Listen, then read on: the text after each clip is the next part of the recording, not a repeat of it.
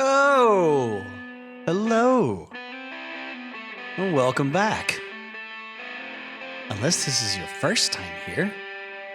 It'd be strange if it was, because we already had a singles episode 1 where I talked a bit about the Seattle Muzak scene in the 80s and 90s.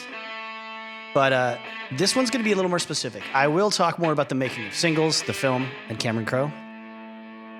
But I'm also going to focus this chunk on Andrew Wood of Mother Love Bone and Chris Cornell of Soundgarden. Some people might not know that they actually spent a very important part of their creative and personal lives living together as roommates before both their bands kind of started gaining real traction and, they didn't have to live with a roommate anymore. But I'm going to be drawing from about 3 or 4 different sources as far as books go and my own knowledge and documentaries and things that I've absorbed over the years. There's really not enough time, quite frankly. I don't know why I'm saying I wish I could just devote more time to both. I could. This is my goddamn podcast and I'll do whatever the hell I want. Even though you people maybe don't deserve it. I mean, some of you do, but I'm just doing the best I can to make you all better people by forcing you to listen to me. But really, these two fellas had such huge influences on the local scene at the time and have an everlasting effect on rock and roll since. I think in that nobody can come close to them and nobody can imitate them, but they still... people, younger people, older people that were the age-appropriate demographic at the time, all kind of can find something to like. If there are people that like rock singers, about both of these two, whereas sometimes your Mark Arm from Mudhoney or your Eddie Vedder from Pearl Jam might not be everyone's cup of tea, because they're one's really, really Iggy Pop influenced and confrontational, and the other one's a little bit more textural with his voice and his vibrato, and he kind of has a very similar delivery all the time. Unless you're a huge Pearl Jam fan, in which case he's just the greatest ever, and he has an amazing amount of range, and he's just totally underrated. So, but if you like powerhouse rock vocalists, especially from the 70s, boy, oh boy, it's hard to really argue with the greatness of Chris Cornell and Andy Wood in the late 80s and early 90s. And then, of course, Chris Cornell for the rest of his life in the 90s and 2000s before he left us. And I will be covering some of Chris Cornell's later endeavors on a completely different set of episodes. I have a very, very sneaky, very tricky little idea for how I'm going to combine Audioslave and Guns N' Roses. I will give you all time right now to call in and tell me what movie I might be linking Audioslave and Guns N' Roses to. And if you call in and you're the first caller, I will give you a free t-shirt. I'm looking at the phone lines now. I don't see anybody calling in. Okay, well, rest assured, the time will come and you will get that episode. Back to Chris Cornell, which is who I will start with. Let's cut to 1983 for the beginning of our Chris Cornell stories. He's in the Seattle area. He's in between gigs as far as being a musician and performer. He had left a band called Face to Face and almost joined a band called Scream, which featured a young Mike McCready on guitar, but that didn't quite pan out. So he had gone to pick up a copy of their demo tape from one of the band members in Bellevue, which is on the east side of Lake Washington here in the Seattle area, but just decided he didn't like the vibe he got. So eventually the guy asked Chris to drive back across Lake Washington to return the cassette because they just couldn't apparently let go of that copy. So if he wasn't going to join the band, he was going through a lot of classifieds in a local paper called The Rocket, which is something that kind of died out in the mid 90s ish. but it was a weekly free newspaper that all musicians would sort of look into for their, chances to join other bands or recruit other musicians in the back. I think LA has the Recycler. Every major city has that. And this is during a time when Chris Cornell is just joining every single kind of band he can try out for because he wants to get better at what he does. And he doesn't really believe that he's in a position to command any other band or, tell a band what musical direction they should go in. He's just trying to learn as he goes and take chances. Very, very adventurous creatively. And just throwing himself out there, being vulnerable. He's being open to anything that someone says he might be good at doing or useful to for their style or their sound. And he checks out someone from Chicago who apparently has a rockabilly band that's looking for a singer. It turns out when he meets the guy, he didn't know anything about rockabilly. He couldn't really play it. He wasn't able to name a single rockabilly artist. He just kind of wanted to do this sort of cover band thing because he was close to being homeless and he needed money. But he was funny and Chris Cornell liked him. So he joined up with this man named Matt Dentino and started playing in his band called The Shemps. Basically, after he asked Chris to sing White Wedding by Billy Idol, Matt was sold. Like, okay, you're the guy, you're going to front this band. And he basically kind of pimped him out to do a whole lot of classic rock staples, Allman Brothers and The Doors and Jimi Hendrix. And they had like one original song. But this was the time when people started seeing Chris Cornell in slightly larger numbers than zero as a performer and noticing that every time he shifted into another singer's style, he would completely replicate that singer's sort of delivery and range perfectly. But it turns out it's through playing in the Shemps that Chris Cornell ends up meeting Hiro Yamamoto and Kim Thile, who had moved to Seattle like their friend, who would go on to found Sub Pop Records with his partner. But we'll get into those two fellows in greater detail at another time. They had moved out from Chicago to try out things on the music scene because they just didn't like what was going on around them. They felt they were running out of opportunities. And this was a time when Kim Thile was primarily a punk-influenced guitarist with some leanings towards extreme psychedelic music.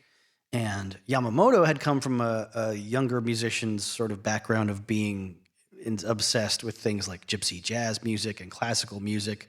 He was a viola and mandolin player besides being a bass player.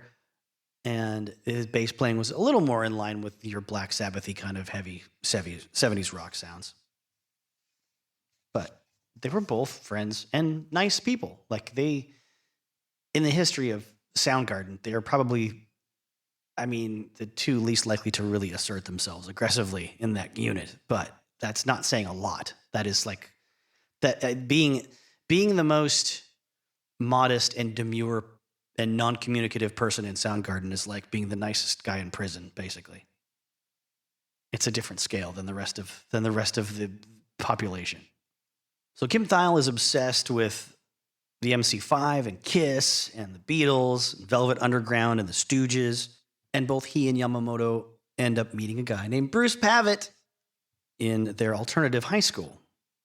Eventually, all three of them will end up in Seattle pursuing other more lofty ideals and goals, but the core kinship that sort of launches Soundgarden into the stratosphere for the first half of their career is really solidified right there. Eventually, the three would sort of jam together with Chris Cornell actually singing lead vocal from behind a drum kit because he could play drums. And they named themselves after a metal sculpture in a park in Seattle called a Soundgarden. But it wasn't so much in tribute to that particular artist or that place or the view there. It was just, they thought it sounded cool, and they were right. I think that's one of the best band names probably of that 20-year period, quite frankly. But it's someone else's idea, so you can't really give them credit now, can you? Anyway, they they start playing places like Guerrilla Gardens, which in the pantheon of the old Seattle scene, I'm reading a lot about. There's a lot of really wild shows that took place at Guerrilla Gardens. They had national bands, mostly underground rock bands playing there, and they had local bands too. They had like a sort of a punk and alternative side, and they had like more of a metal side. So you have Queensryche in the early 80s playing there, Sanctuary playing there. Sanctuary, part of that band would go on to become Nevermore if you're a metalhead that knows Jeff Loomis and his work from the 90s and 2000s. That was the band that kind of birthed Nevermore. But, you have hardcore shows there, and you also have like Guns N' Roses' first gig in Washington State playing there. You had Butthole Surfers, the Ramones played there, Sonic Youth, Circle Jerks, bands like that. And then along comes Soundgarden, playing various bars in the area. They play places like the Ditto and the Central and the Rainbow, as well as Guerrilla Gardens. By a lot of accounts, their second gig didn't go super well. I guess a lot of people at the show didn't get what Soundgarden was all about. There were things going on that people were a bit snobbish about, and I think Soundgarden had some roots in Led Zeppelin and Black Sabbath that people weren't really happy about seeing. It wasn't very cool in the sort of post-punk indie scene. But Mark Arm from Mudhoney said they all at the time sounded sort of gothic, like Bauhaus almost. It reminded him of a cross between Bauhaus and Cream. I think probably because of the loud drums driving everything probably. And Kim Thile playing with a lot of flangers and noisy pedals and things. And very, very loud. Jeff Ament said that Chris had an incredible voice. It was apparent even at the first show. He was thrown off by the fact that the drummer was the lead singer. It just didn't make sense to me, he said. There weren't too many rules in the hardcore world, but having a singer who acted crazy and ran around was probably one of the most important things. In terms of getting the energy across, the energy changed a lot when Chris just had a mic. Even still, Chris did not totally abandon the drums forever in Soundgarden. They had a song called Circle of Power that they had written together, and Chris had played drums on the recording. And Jack Endino, who produced their early work and a lot of other bands' early work in the scene, had said that Chris, when they did it live, would sit down at the drums and play the song because it was in a 5/4 time signature. And their drummer didn't really do that well, apparently. And the bass player, Hiro Yamamoto, would sing. Receptions at various gigs were kind of mixed. There was a gig on April 5th in 85 at the Langston Hughes Cultural Arts Center in Seattle. Soundgarden was booed off the stage for not sounding or looking hardcore enough. Bruce Pavitt said people in the punk community hated them at the time. It was definitely a kind of a punk metal crossover. There was then a show the following year opening for Faith No More at a bar in Vancouver where someone shattered a glass ashtray over Matt Cameron's kick drum while derisively calling them fucking Led Zeppelin crap. Matt Cameron's a local drum hero that played with Soundgarden for almost their entire career, of course, and went on to become probably the longest running drummer in Pearl Jam as well. Definitely. Sorry, my timeline is a bit weird because I know how many, there's so many drummers for Pearl Jam up until Matt Cameron joined, but he's been there the longest. But he was also, if you're a fan of movies that I'm a fan of, you would know that he is the child pop singer of the number one hit Puberty Love, featured on the radio prominently in the film Attack of the Killer Tomatoes from the late 1970s. It is Matt Cameron's squeaky, prepubescent cracking voice that actually is the only thing that can stop the giant mutant killer tomatoes from destroying all of San Diego, California, and all of America, for that matter, in that film. I want to fast forward a bit in the timeline, talk a little bit about Chris Cornell's early sort of personal life. Around the time in the narrative where he meets a woman named Susan Silver, who will eventually become his girlfriend, his wife, his manager, and the manager of quite a few other local Seattle bands. I think it was Guerrilla Gardens that she had worked at, the venue. where she had been in a relationship with someone named Gordon Doucette, who was a singer in a band named Red Mask. Excuse me. Anyway, she had already been very active in the local scene, promoting shows and helping organize them and put them on. Eventually, she meets Chris at a club called the Vogue up on Capitol Hill. If you're a Seattle person, you know where Capitol Hill is. And they got along really well. She seemed to really like him, but she'd had admittedly terrible taste in men. So Chris at that time didn't have a great deal of experience with women. His first real relationship was when he was 16, and it ended in a very bizarre act of violence. One night while hanging out, his girlfriend attacked him with a knife. This is straight from Corbin Reiff's biography of Chris Cornell titled Total Fucking Godhead. His girlfriend attacked him with a knife. Chris put his hand up to deflect her, and the blade went right through the front and out the back. Blood poured down his arm. Chris ran out the front door, hopped over a wall, and jetted down the dark street. It was 1 o'clock in the morning, and he was walking down the freeway, heading home while staring at his wounded, bleeding hand, when she suddenly appeared behind him with her dog, off its leash. Meaning, just set the dog loose on Chris to chase him down. His next girlfriend was also very dramatic. She attempted suicide while they were together and tried to kill her own mother. When you're at that age, you kind of think, oh, this is what relationships are, he said. This is the first thing that happened to me, so I'm assuming that there's more like this. And then that was true.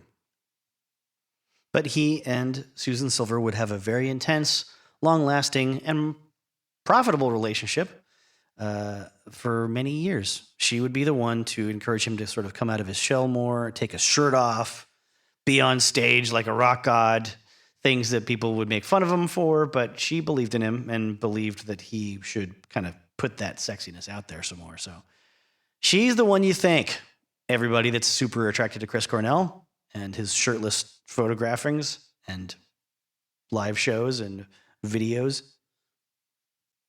Their first real date night was on Halloween, and Chris was sort of taken aback by how great she looked, even though she was dressed up like, I believe it was her roommate, who was a transvestite and dressed in sort of women's clothes and makeup. And she was sort of looking like the opposite of herself. And she was just surprised Chris recognized who she was. They went out to a diner after seeing some other bands play and stayed up all night talking. And then he drove her home, where she realized she didn't have her keys anymore and couldn't get into her apartment. So they made out for a while, and he gave her a lift to her mother's house in West Seattle. Soon after this comes 1986 and the release of Deep Six, which is a compilation that Soundgarden had recorded some demo songs for. And it didn't, sell in crazy numbers, but it was a start for all the bands that were involved.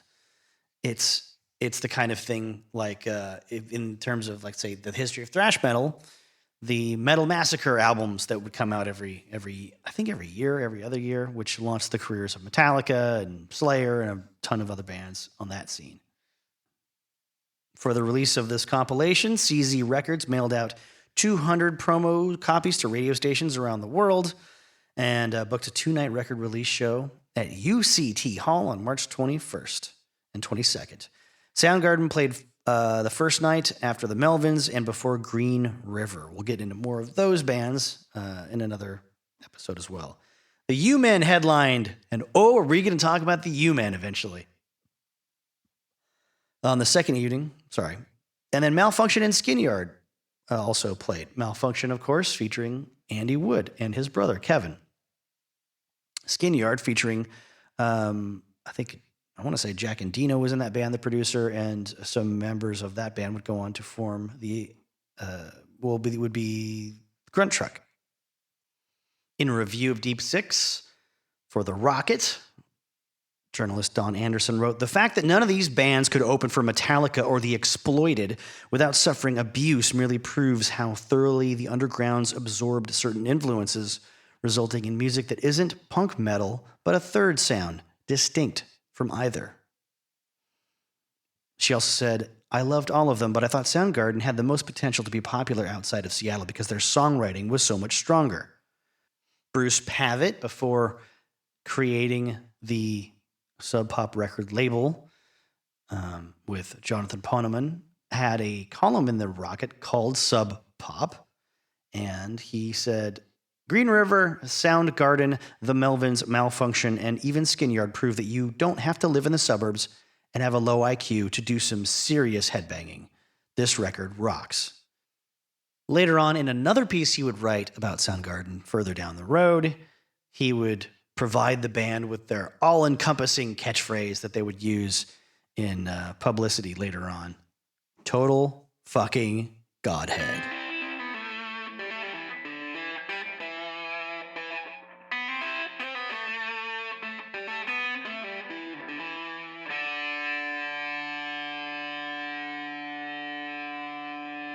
I mentioned on the last episode about singles that this was a point in Cameron Crowe's career where he sort of expected his audience to grow up with him. He was, at that time, I think about, was it 35 years old? He wanted to capture the vibe of really collaborative, exciting ensemble-type films like Spike Lee's Do the Right Thing, which was highly influential at the time, and the way of making a city seem like its own character, the way that Woody Allen had done with Manhattan. He has basically progressed as an adult from putting Nancy Wilson of Heart, the guitarist and backup singer, in Fast Times at Ridgemont High in a weird little cameo in a car, credited as, I think, attractive woman in car or something, who waves at Judge Reinhold and distracts him while he's driving, to marrying her and living with her in Seattle. And while he is finding his way around the city, he kind of falls in love with the music and the musicians and becomes a big fan of Mother Love Bone and eventually Pearl Jam. So when the time comes to make singles, he knows he wants to have local musicians in it. And to that effect, he, of course, puts live performances in there from Soundgarden and Alice in Chains, but he also casts 3 members of Pearl Jam to be, members of Cliff Poncier's band.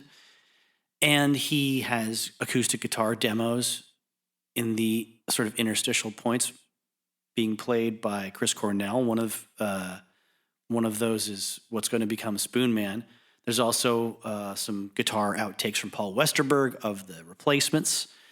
I think for one of his 2 songs on the soundtrack, it's either Waiting for Somebody or Dyslexic Heart. I have to admit, I have not watched the film in a long time because I watched it a lot in high school. And then I had a few breakups, and that movie's hard to go back to. If you loved it before you had a lot of bad breakups, and then you have to watch it as an adult, it's a little rough. But I did commit to purchasing it on Blu-ray disc so I can watch it with my eyeballs all over again very soon as I move into parts 3, parts 4, maybe 7, 8, 12 of this little Seattle rock history piece. I'm kidding, of course. There won't be that many. But we also have to talk about the fact that, he cast like Tad Doyle from the band Tad in one 3-second scene. He had Bridget Fonda's character dancing around in her kitchen to Touch Me, I'm Sick by Mudhoney. So we're going to talk about those bands too. I know I touched on them a tiny, tiny, tiny little bit on the introductory episode about singles, but we'll get back to them, and we're going to dig into Pearl Jam and plenty of other Seattle bands, especially I'm going to have to hit up on Nirvana, Screaming Trees, things like that, Alice in Chains. But I think for today, this is going to really revolve a lot around the relationship between Chris Cornell of Soundgarden and Andrew Wood of Mother Love Bone. Cameron Crowe says, I love Mother Love Bone. So when I was writing the movie that would end up being Singles, I wanted to interview Jeff and Stone. Jeff Ament and Stone Gossard of Pearl Jam, and formerly of Mother Love Bone, formerly of Green River, to explore the whole coffee culture, 2 or 3 jobs, one of which is your band lifestyle. The terrible turn of events that took place was that Andy died, and everybody just instinctively showed up at Kelly Curtis's house that night. For me, it was the first real feeling of what it was like to have a hometown, everybody pulling together for some people that they really loved. That was a pivotal moment, I think, for a lot of people there. It made me want to do singles as a love letter to the community that I was really moved by. My own side note is that I, a long time ago, read a biography of Pearl Jam by Mick Wall that came out after Versus, the second Pearl Jam album.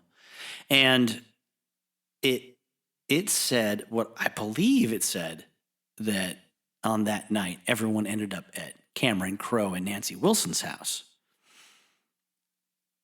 Who knows? I don't. That book is really hard to find now. So maybe Mick didn't feel like, I don't know, getting into later publications and reprints of it because it only covered up to like the beginning of the Vitology pre-production era. And he was, Mick was kind of cashing in on the whole Seattle thing. I thought he did a great job, though, of detailing the Seattle rock history up to that point compared to what else was available at the time, which was really almost nothing. Anyways, another point about Cameron Crowe and Pearl Jam. I guess it turns out that Stone Gossard is actually in Say Anything from 1989. He plays a cab driver, and a character kind of flirts with him a little bit as they're stuck in traffic on the way to her graduation. I don't know. I haven't seen the movie, but I'm sure it's very good because it launched 1 million parodies in pop culture for sure of John Cusack holding the boombox and playing the Peter Gabriel song outside of someone's window. Cameron Crowe talks about going to hang out with Stone Gossard, Jeff Ament, tight friends, working together at a coffee shop during the day, playing music, and going to shows at night, feeling like a committed, naturally generous lifestyle. Chris Cornell was working at Ray's Boathouse, wearing an apron and working in the kitchen, and he's doing Soundgarden. As Cameron Crowe said, in LA there was none of that. It was more like, the drummer lives with his girlfriend, and he's lived there for 3 years, and she works all day in a legal firm, so he can play drums all night. That sounds very reminiscent of Airheads, which we talked about in a previous episode, doesn't it? You get to stay inside in an air-conditioned office drinking coffee all day and smoking cigarettes argument. But that was pretty much the glam Sunset Strip kind of mentality, especially with, your Guns N' Roses and such. A lot of blatant just rip-offs going on. I mean, and they admitted to it as much, just living with strippers and stealing money out of their purses, or other women that are a little more stable than strippers, and as the Guns N' Roses lyric goes, taking her credit card to the liquor store. So eventually Cameron Crowe hires bassist Jeff Ament to actually work in the art department of the crew for singles. Eddie Vedder was getting paid to give Matt Dillon some guitar lessons, and altogether they're trying to sort of convey this communal atmosphere, this rock and roll artsy atmosphere, to portray Seattle the way that Cameron Crowe was falling in love with it, the way he was seeing it, right? Jeff even claims to have made a couple of $1,000 loaning his clothes to Matt Dillon for the film. So there you go. Cameron hooked him up. And I must say, he did right by all the musicians on the soundtrack. He didn't take any money. I didn't know this is a thing that you could do. Apparently, if you produce a film or are involved in the production element, not audio production, but the creation and distribution and the owning the rights to the movie when it comes to soundtracks, if you're part of that filmmaking aspect that has power to lord over the soundtrack, you get a cut of every sale of it. I'm sure that's what maybe the producer of The Crow did, because he was very adamant on his documentary, his director's commentary that we'll get into in another episode. I swear it's going to be huge and long and very all-encompassing, that Crow story. He says he's very proud to have pioneered the all original rock soundtracks of the 90s, even though singles happened a good 2 years before that. And it was delayed before it came out, singles. Anyways, we'll get back to that. Also, I guess Screaming Trees got no money because of the deal that they made.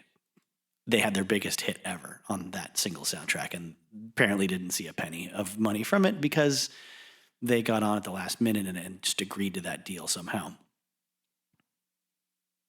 Let's talk about some other short little cameos that appear in this film. He gets Jeremy Piven to play the cashier at, I think it was Payless at the time. Damn it, I'm going to have to watch it. And it was like, it wasn't Pay, it might have been Pay and Save. Yes, I think it was Pay and Save. Eventually became Payless. Anyways, Jeremy Piven, obviously, if you've seen the movie, is the, dude, you got to come down and do some Wheels of Steel at my party guy. Like, you're the only guy I know that can mix Elvis Costello and Public Enemy. What's so fun about peace, peace, peace, peace? Talk about love and under peace, peace, peace. You must be there. Of course, you may be busy.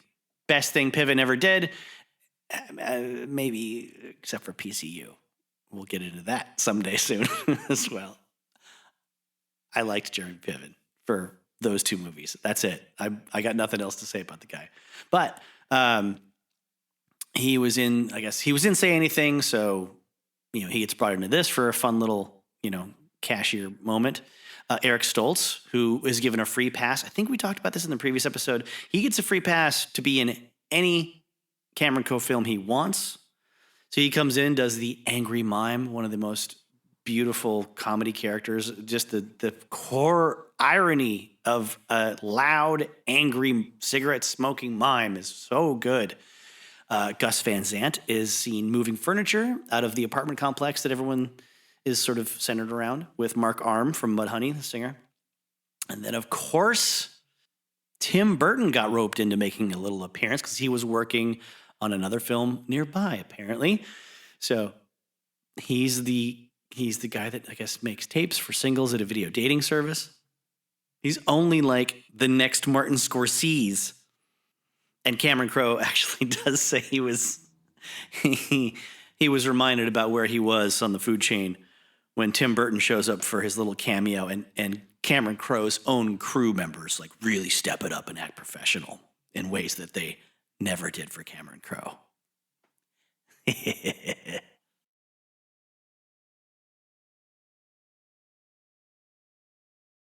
We have to mention the character of Debbie, played by Sheila Kelly, and there is a music connection there as well. Paula Abdul was the other runner-up to play that part, it turns out. And I guess Sheila Kelly was so good that she got the part instead. Or maybe Paula actually wanted some money, or more money than Sheila. I don't know. That's whatever. But also, Paula never really went on to have any other big acting roles or any acting roles that I'm aware of that weren't in her own videos. So maybe she's not a very good actor when she's not doing her own interpretation of Rebel Without a Cause with Keanu Reeves back in 1992. Right? We all remember Rush Rush, don't we? We're all at least my age or exactly my age because you wouldn't know that otherwise if you weren't. Anyways, moving on. Cameron Crowe has a nice little story about going back to the apartment complex where a lot of the action takes place for this movie, or, in the story, in kayfabe, takes place in this story, in this movie. When he was making the documentary Pearl Jam 20, he went back to the apartment house. They were filming some footage for the documentary on the steps, and the landlord came out yelling at them, "This is private property. You must leave now." And Cameron Crowe asks him, "Do people come out here because of the movie?" And he said, "All the time. Now get out."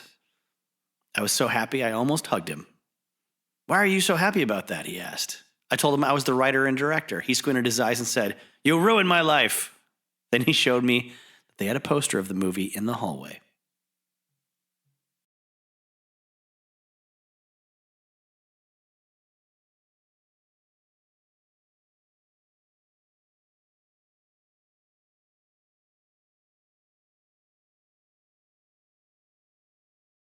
So get this.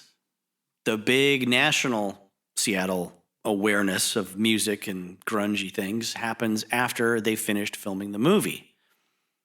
Before that time, Warner Brothers didn't really want to put the movie out. They didn't get it, And Cameron Crowe had to really beg them to release it until Nirvana hit big. And they said, oh, okay, we can call the movie Come As You Are. And Cameron Crowe was like, no, it's not called Come As You Are. And then they said, we tested a title that we really love, One Hot Summer.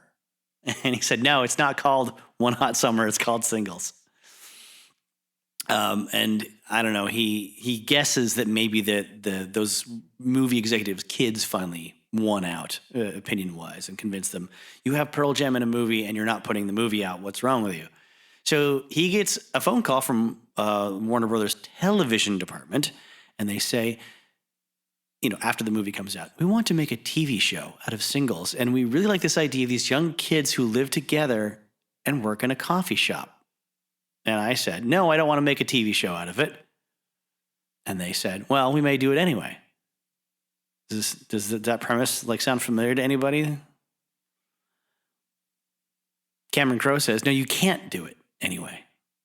And many months go by, and this item comes out in the Hollywood Reporter that says, Singles is set to become a TV show from David Crane and Martha Kaufman, the people who ended up creating Friends. And Cameron Crowe called his lawyer and said, you have to stop this. They're doing a TV show of Singles. And I said, no. So the pilot of Friends comes out. It's all these people around a courtyard with a fountain, and they're working in a coffee shop. Well, those are his words. They weren't working in the coffee shop. They were hanging out in a coffee shop. Apparently, well, maybe the pilot. I'll take it back. I'd never seen the pilot for Friends. Maybe they do work in a coffee shop in the pilot, but the show was totally different. Apparently, they changed the pilot so it had fewer similarities. But to this day, Cameron Crowe's mother tells him, you really screwed up on Friends. All you had to do was say yes. You could be living in a castle right now.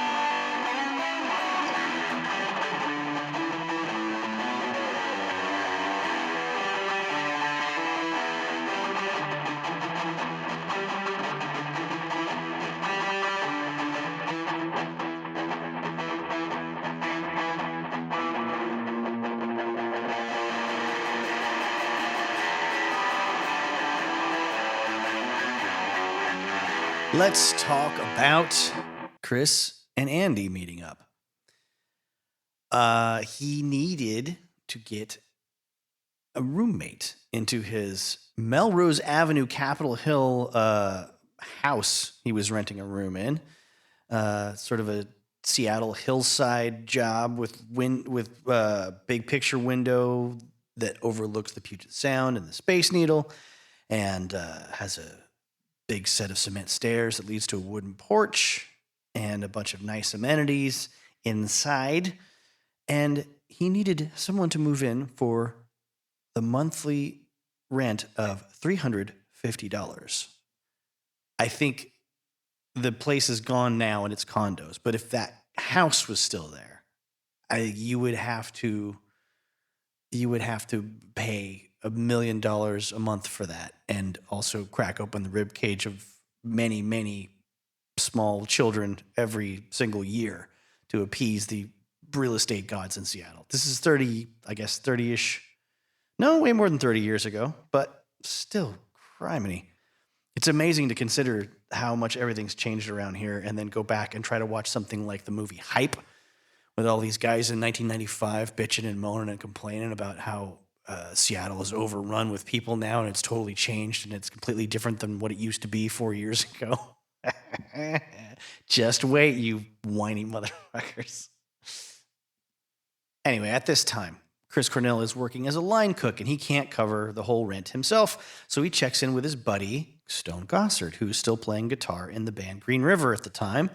And Gossard says he's still living at home with his parents and kind of likes that setup to sharing spaces with other musicians and paying for it.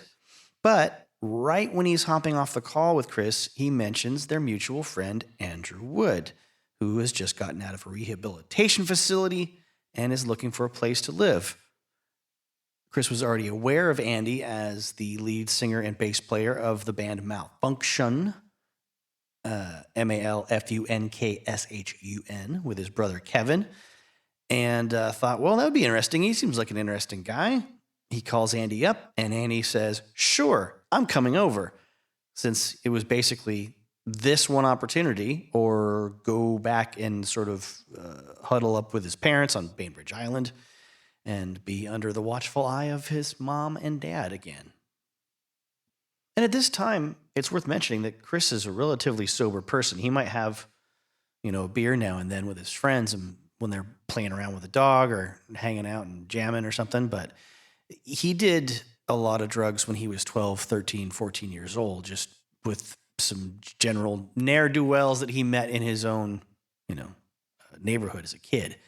And I remember a Rolling Stone interview back in like 94 after Soundgarden had put out Super Unknown, and he was very upfront about the fact that drugs to him had no real big allure because he had done a lot of them before he was 16 years old and then gotten clean from it.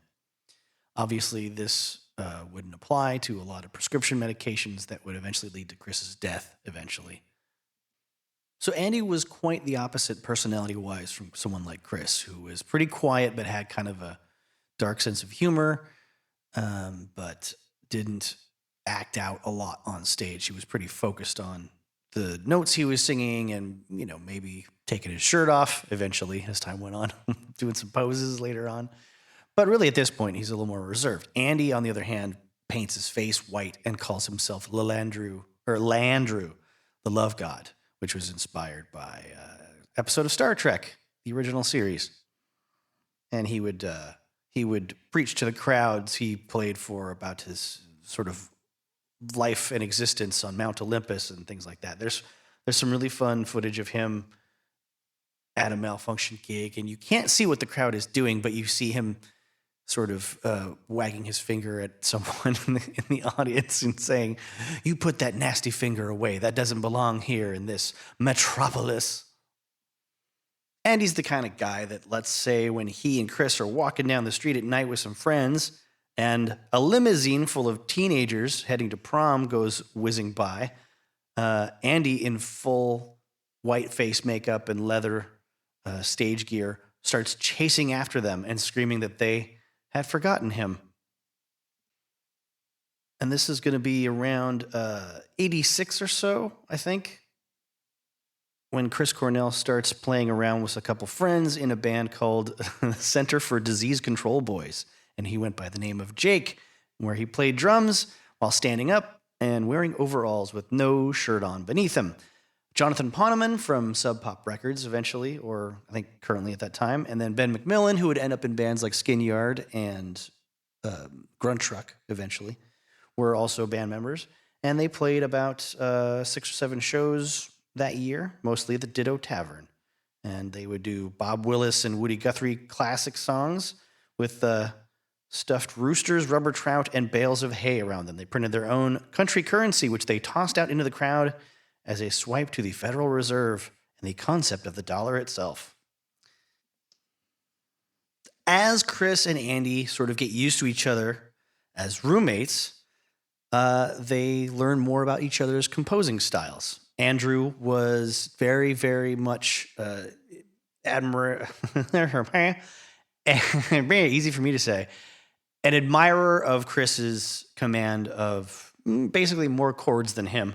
But Andy played piano. Andy could compose songs that went along with his voice in more of a balladeer style, I think, than really most other singers of the time in his peer group.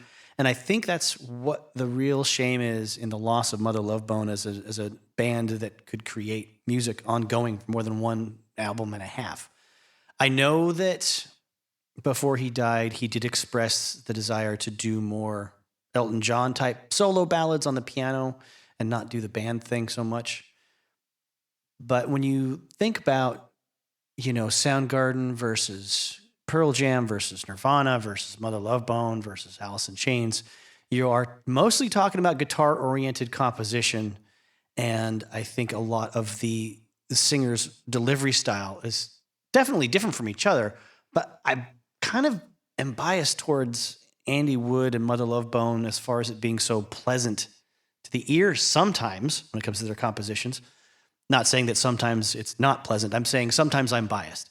Sometimes I lean more into the Mother Love Bone side of things. One of my soul needs it. And I think there's more comfort there for my particular soul because of the way Andy was mindful of what sorts of chord choices would bring out the best in his voice as a performer and a singer-songwriter. Whereas, let's talk about the first Pearl Jam album again. We touched on it in the previous episode about singles, but it was magic to have all these instrumentalists jamming together for the first time and then have a singer come in and just soar over the top of it. But for a lot of Pearl Jam stuff, there's a lot of rhythmic activity going on in verses. Not the album, but yes, the album, but in the verses of their songs for the first few records and even beyond, that the voice just has to disregard kind of rhythmically and soar over the top of. Not always the case, but I think that might be also why Eddie had to take on a little more of a creative role with the guitars during the second, third albums onward. Soundgarden was not easy to sing over stuff when it comes to the composing, comes to the rhythmic aspect of the guitar playing, plus the rhythmic aspect of the bass and the drums. It is not conducive to certain kinds of singers. Sorry, alliteration, mixed with sibilance. But then you get someone like Kurt Cobain, who clearly was composing songs for himself to get his point across as a vocalist and a lyricist. The guitar playing and strumming lent itself well to, as a lot of the songs that ended up on the Unplugged album will show, they could be done by a single person just singing and playing guitar and be very, very effective. I don't know that that's the case with Pearl Jam. Looking at their Unplugged special, if you ever saw it, if you could find it, it is definitely a band. It is a band rocking out, and they happen to be stuck playing acoustic guitars. Alice in Chains, it works out kind of halfway. I don't think a pure Soundgarden acoustic show would be as interesting or as effective as just Chris Cornell playing guitar and singing a wide variety of his own compositions by himself, choosing the ones that are best suited for an acoustic guitar and his voice. Anyway, back to Andy. He, I believe, could think in terms of sort of a band leader in the same way an Elton John could, but he also wanted to be more like Prince or Freddie Mercury with very sort of captivating physical presence. So he, after leaving Malfunkshun for Mother Love Bone, which will happen later as we go on in this story, that was the thing he was freed up to do when he was no longer playing bass and singing as Landrew. He was now Andy Wood. He was a rock singer who could move his hands around and gesticulate and dance and do all the joke telling and the engaging language with the crowd that he was doing in Malfunkshun, but in a totally different space, in a totally different realm of physical communication with the crowd. So during this time, Chris recalls this sort of dueling 4-track demoing process they went through from sort of their individual rooms across the hall from each other. They have these, for those that don't know what a 4-track is, it's a cassette player, a audio cassette tape recording and playing device. But what it does is it allows you to take what were mainstream available, cassettes you could play in any stereo or in the 80s and 90s and treat it like a small recording studio. And you could split the area of that magnetic tape you were recording on in 4 places and only record your signal onto a designated track along that tape. So you could do an acoustic guitar strumming thing or a piano, a keyboard plugged into your tape recorder, and then you could adjust the volume of it and the EQ of it while you were recording your voice over the top of that, and those volumes would be separated. You could have a bass plugged into it and play along later after you've already recorded other tracks. Or maybe you're banging on a drum and you've got a microphone or you've got a drum machine that you're programming and you're playing that into the tape recorder. I understand a lot of people listening to this are just rolling their eyes and going, yes, we get it. But trust me, there are human beings that maybe one person in a totally different age group and possibly another country that didn't grow up with home electronics readily available or didn't know that these were available in the 80s and 90s. And honestly, not everyone had these. A lot of musicians in high school in the 80s and 90s just turned on some sort of a regular tape recorder with a microphone that was built into it to record sounds in a room. And you would try to position your drums and your singing voice and your guitars in a way around the room and around that microphone that it wouldn't get overloaded by the signal and nothing would be too much louder than the other thing, especially the vocals. So while these two are sort of going back and forth and playing each other their song ideas, they start actually collaborating, even though their styles are so totally different. If you want to get into some of these recordings and check out some examples of what they were, kind of coming up with, go look for a song called, what was it, Summer something, oh, for crying out loud. Island of Summer, excuse me. Yeah, I'm going to make you wait. I'm not editing that out. Island of Summer is a Chris Cornell tune with Chris singing 2 or 3 tracks of vocals with a 12-string acoustic guitar, and then Andrew singing some woos, really kind of off in the distance over the top of it. And I never really got the Robert Plant comparisons with Chris Cornell until now. I know to a lot of people, it just seems natural to compare him to like a 90s version of Robert Plant. I never got it because I don't know, I just see a lot of differences between the two singers. Except for the fact that they had a really strong, high-pitched, wailing, warbly voice when they wanted to use it. But this tune really does sort of, I think, justify a lot of those comparisons. I think it definitely, the phrasing and the timbre of his voice and the way he's approaching this melody he came up with that he keeps repeating, the sort of motif of it, does kind of bring to mind some Led Zeppelin 3 stuff for sure. And then other good demos that give you a nice vision of what was going on in Andrew's head would be Just a Blue-Eyed, if you can find that maybe on the YouTubes, unless you can just purchase the Malfunkshun, the Andrew Wood story, disc set, or, find another way to listen to those things. The biography itself, the docu-biography of him that comes with that set, is, at the time of this recording, available to watch on the Amazon Prime streaming video. And I recommend it for sure. Anyway, that's Just a Blue-Eye's it sounds like it could be a Prince demo for the beginning, as far as like an 80s electronic keyboard and electronic drums driven, grandiose thing where he comes in and starts, reciting something at the beginning, and then it kind of gets into the full song later. But if you want to hear something more along the lines of the kind of piano demos he was doing and sort of balladeer type love song stuff, you could check out To Praise Its Name.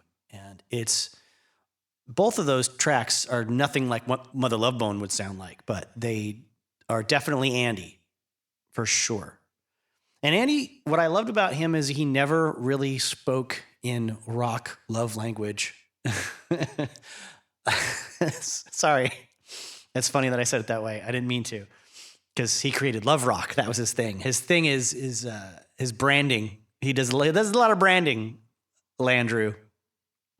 And one of the things he talks about in Mother Love Bone songs is the power of Love Rock. And Love Rock lyrics aren't typical rock songs with lovey lyrics or lovey imagery. They are very, and they're more outlandish and they're more theatrical, I guess. You'll have to check it out for yourself if you're interested. If you haven't heard his stuff already. Mother Love Bone is a band I'll get into more detail about later. But I was thinking the other day about how they when you look at their videos, even though everyone in the band had already been serving in other bands for a while. Green River had two of the members, Jeff and Stone, and you had Reagan Hagar, and you had Bruce Fairweather. Or wait, excuse me, not Reagan Hagar. Gosh darn it. Reagan Hagar was in Mother Love Bone, but the name I'm thinking of is Greg Gilmore, the drummer that would be the long-term guy in the band. Anyway, because Reagan was the Malfunkshun drummer, Eddie Andrews' previous band with his brother. The thing is that they had all had a good long stint in another band before this. So you have, Greg was in 10 Minute Warning. He was in Skin Yard. And I want to say Bruce was also in 10 Minute Warning and then played in a band called Deranged Diction and then moved into Green River with Stone and Jeff after Steve Turner left that band. Steve Turner, who would then reunite later with Green River singer Mark Arm to form Mudhoney. The fundamental interconnectedness of all things, as I keep saying. Back to my original thought about the band. Even though they had all served for a while in these other bands and then established Mother Love Bone, when you watch their videos, like the two that they professionally had made from the Apple record were Stardog Champion and Holy Roller. And when you watch Holy Roller, they still look like five young, they don't look like young kids. They look like grown-up adults kind of in a band. But unlike, say, your Faster Pussycats or your, who else? Hanoi Roxas, who had the sort of the hair and the makeup and the Jane's Addiction, and the scarves and stuff in a very, we know what we're doing by putting this out there, kind of, this is our identity kind of way. Mother Love Bone has a couple of them have cowboy hats and cowboy boots and a couple of them don't. And they have cut up t-shirts and things and cut up shorts. And they kind of look like some kids that got into their parents' old high school clothes and are playing dress up. Especially considering what Pearl Jam would look like after this. Maybe not so much Jeff Ament. Maybe, he kind of had his thing down. The bandana and the sports clothes and stuff. Basketball guy. Baggy pants and more than before everybody else was doing the baggy pants. Baggy shorts, rather. But they're a fun band and they're overflowing with goodness. They're overflowing with not naivete necessarily, but maybe a little bit of untested optimism. But you can't fault them for it. But it's not bright, sunshiny music necessarily. Compared to what people call grunge, yeah, it is. But in the fullness of time, it is sad and it's sweet and it's got some melancholy to it, but not in the actual instrumentational presentation of the rock. You know what I'm saying? You probably don't know what I'm saying until you listen to it. Listen to Holy Roller. Listen to them rock out with the wah-wah pedals going on and then building this funky sort of, basic bedrock for Landry to kind of, sing over. And then they bring it all down in the middle for a breakdown with some more atmospheric noises while Landrew does his priest or sort of priestly kind of speech, I guess, like a preacher addressing his flock about love rock and the boys in Mother Love Bone. They know what's right for you. And how they're like malto meal for you. They're good for you. They're like soup. They're like nothing bad. Let me tell you that much. He's channeling, he's channeling the preacher version of Little Richard there, I think. It might be one of the influences. When Little Richard went just totally off the rock and roll to save his own soul. As I will probably repeat in other episodes, the best telling of that story was Solomon Burke in a rock and roll documentary in the 90s. And he said, and then we had heard that the Richard had forsaken rock and roll for the church, and he had given away his cars, and he had thrown his diamonds in the river, and no one would tell us which river. Andy and his family moved to Bainbridge Island, which is near Seattle, but separated by a big chunk of the Puget Sound, in 1976, when his older brother Kevin, who played guitar in Malfunkshun, was 14. He referred to Bainbridge as a kind of bedroom community for Seattle. Back then, it was rural, and there were more eclectic type people there, more alternative lifestyle mentalities. My parents weren't hippies, but my mom was more open-minded about vegetarianism and self-awareness and enjoying the country. My dad was in the military. He was a recruiter in Seattle, but a very open-minded guy. Their childhood friend, Robert Scott Crane, talked about coming to Bainbridge, moving there from L.A., and found out quickly that this tiny little island was very closely knit and very gossipy and very insulated. And one day while riding home on the school bus in 8th grade, he meets Andy, and who at the time might have been in 9th grade. He was on the bus being a total class clown, commanding a lot of attention, and then they got off at the same bus stop. And then it was, oh, you live here? I live here. Somehow pot came up, and 3 seconds later, he says, we were in the woods across the street from our house smoking. His brother Kevin also says Andy was probably still in elementary school when he started smoking pot, and Kevin started drinking when he was 10. Robert Crane also talks about the fact that the way they did things was always extreme. The way they would smoke pot even, they would get obliterated. They weren't just casual users. They were looking to just go out in the woods and lose their minds for a while. And looking back now, he realizes that Andy was clearly trying to block a lot of stuff out. He said Bainbridge was a weird place because there were quite a few kids like this, in that they didn't take half a hit of acid or a hit of acid. They took 8 hits of acid. It wasn't like, let's smoke a joint and sit on the beach. It was, let's make it so literally we don't remember our own names. I also love this little fact about the band Malfunkshun. Very similar to the origin of the name AC/DC. If you don't know that one, that was something that Angus and Malcolm Young saw on the back of their sister's sewing machine. In terms of the voltage, of course, years later, they would be telling people about their band name, and a cab driver asked them if they were gay, because AC/DC was slang for bisexual. But for Malfunkshun, spelled F-U-N-K, originally they got the idea from it because they saw the phrase "report malfunction" on a sign above a dishwasher in a restaurant where Kevin was working. And so they called their band Report Malfunction. And then they changed it to just Malfunkshun, then Malfunction with the F-U-N-K instead of a C. To tie this in even further with the Soundgarden connection, Ben Shepherd of Soundgarden used to be in a band called March of Crimes. I think I mentioned them in the first singles episode I did previously. He was playing a show at a house party in Bainbridge. So they're on Bainbridge Island, and then there's a car wreck right in front of his car. He's driving with his bass player.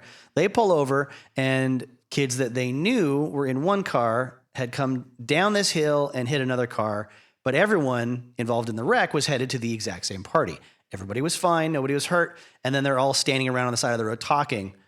And he looks at the other car of people he doesn't know, and he asks someone, who's in there? What's going on? They're like, oh, that's Landrew. All of a sudden, he says, Landrew piles out of the back of the car wearing this long kimono type thing, and his hair is all wild, total character. He's been sleeping in the car. He's like, whoa, hey, Shepherd, how you doing? They'd never met, but I guess Ben Shepherd stuck out. Probably he was really tall and skinny at the time. Not that he wouldn't be. Well, if you've seen, footage of Soundgarden towards the end, he's not skinny anymore. Whatever. We all get old. But he knew who Ben Shepherd was, and Ben didn't really have that sort of ego or awareness that he should be recognized by total strangers. Hey, Landrew, how's it going? Are you okay? And he goes, yeah, I was having the weirdest dream.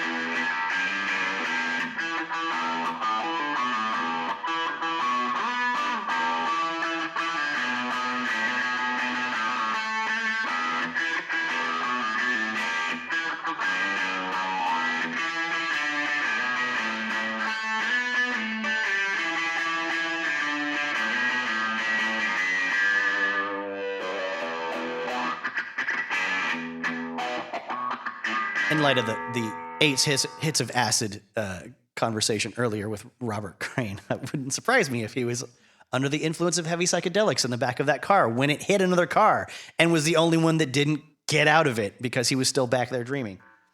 Anyways, let me scooch ahead a little bit in the lives of our heroes.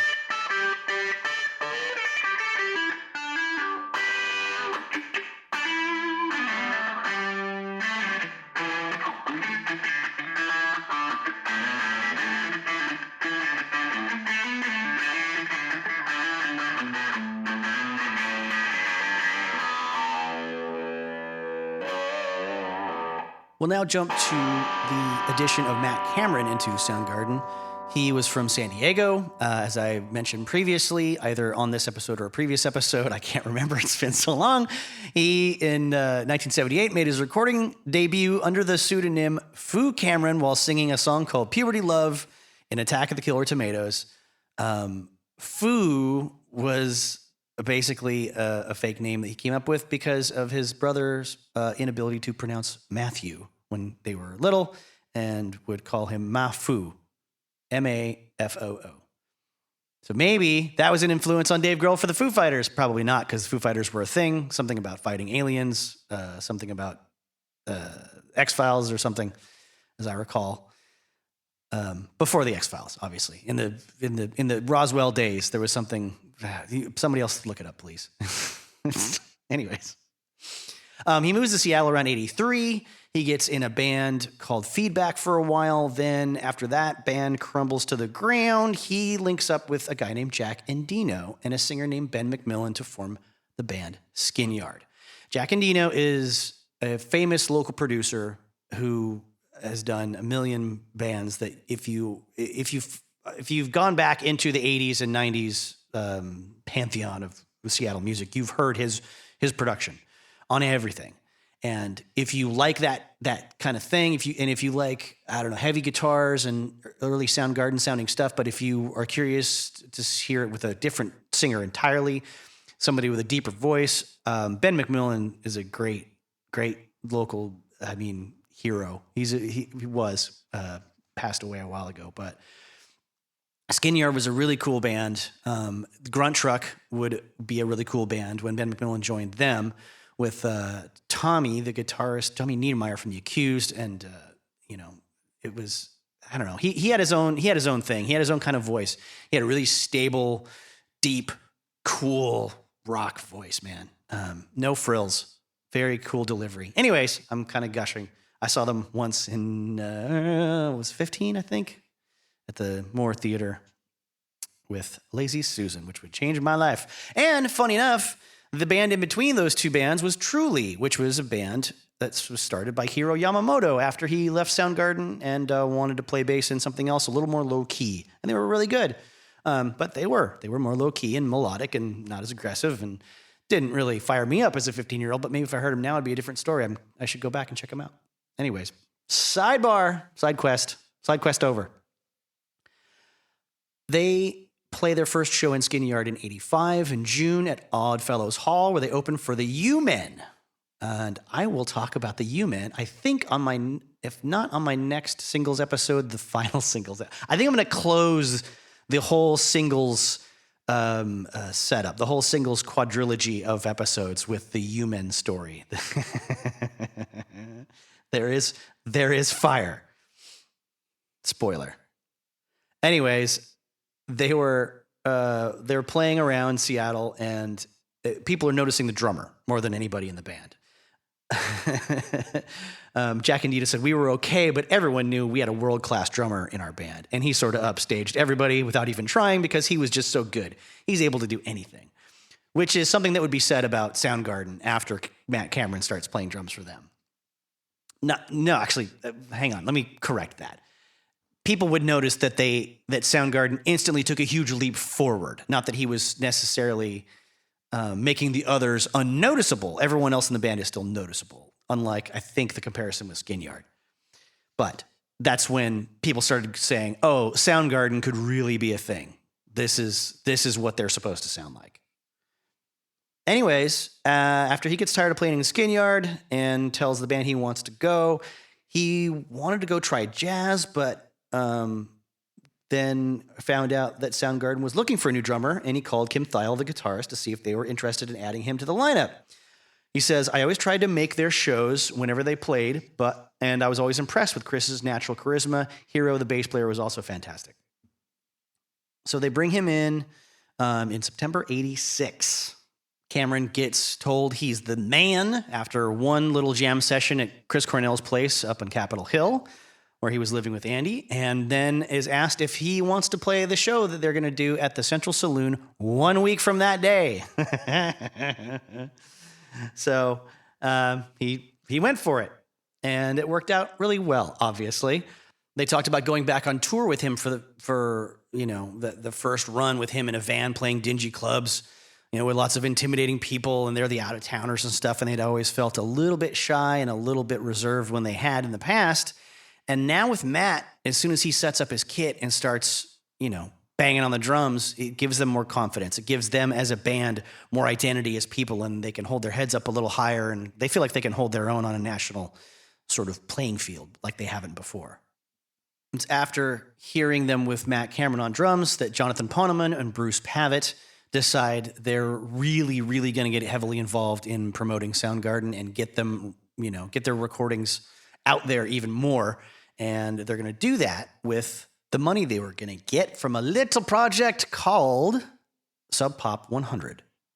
This comes out in July 86. There were only 5,000 copies of it, and it features bands like Scratch Acid, Sonic Youth, for crying out loud, the U-Men, of the aforementioned U-Men, Naked Raygun, Skinny Puppy, Savage Republic, and Shonen Knife, for crying out loud. So with the sales from this, they hammer out a deal with Soundgarden in longhand, written out on 4 sheets of loose leaf paper, that agrees that they will loan Soundgarden $3,000 for the production and manufacture of phonograph records, and provide $1,000 for promotion of aforementioned Soundgarden record. And then on the back end, after manufacturing costs are deducted, Sub Pop will pay Soundgarden 20% of the remaining net profits. This will be determined on a wholesale cost of $4 per unit.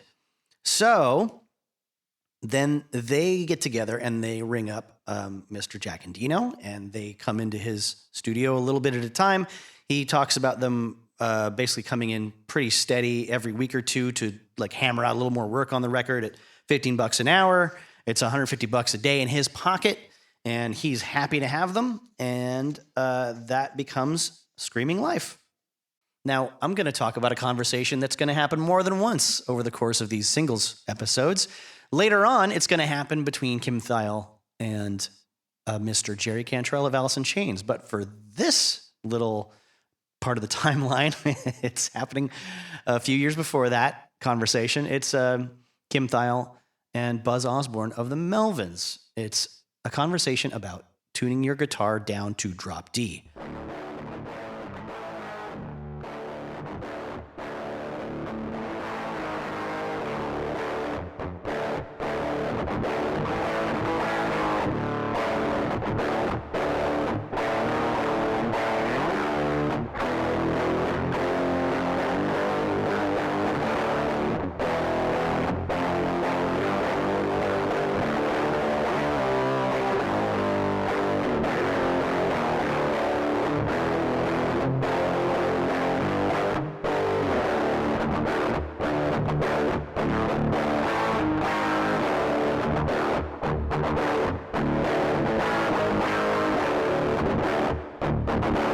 This may not be great for a lot of you non-musicians out there, but, if you're this far into the episode, you're into music for the sake of music, clearly. So here's some mechanical stuff for you. What happens is Buzz Osborne from the Melvins, he ends up hanging out after a St. Vitus performance. St. Vitus is a doom metal kind of sludgy band from L.A., huge influence on the whole stoner metal genre many years later, but at the time in the late 80s, or mid 80s, excuse me, this is not a band that people know much about.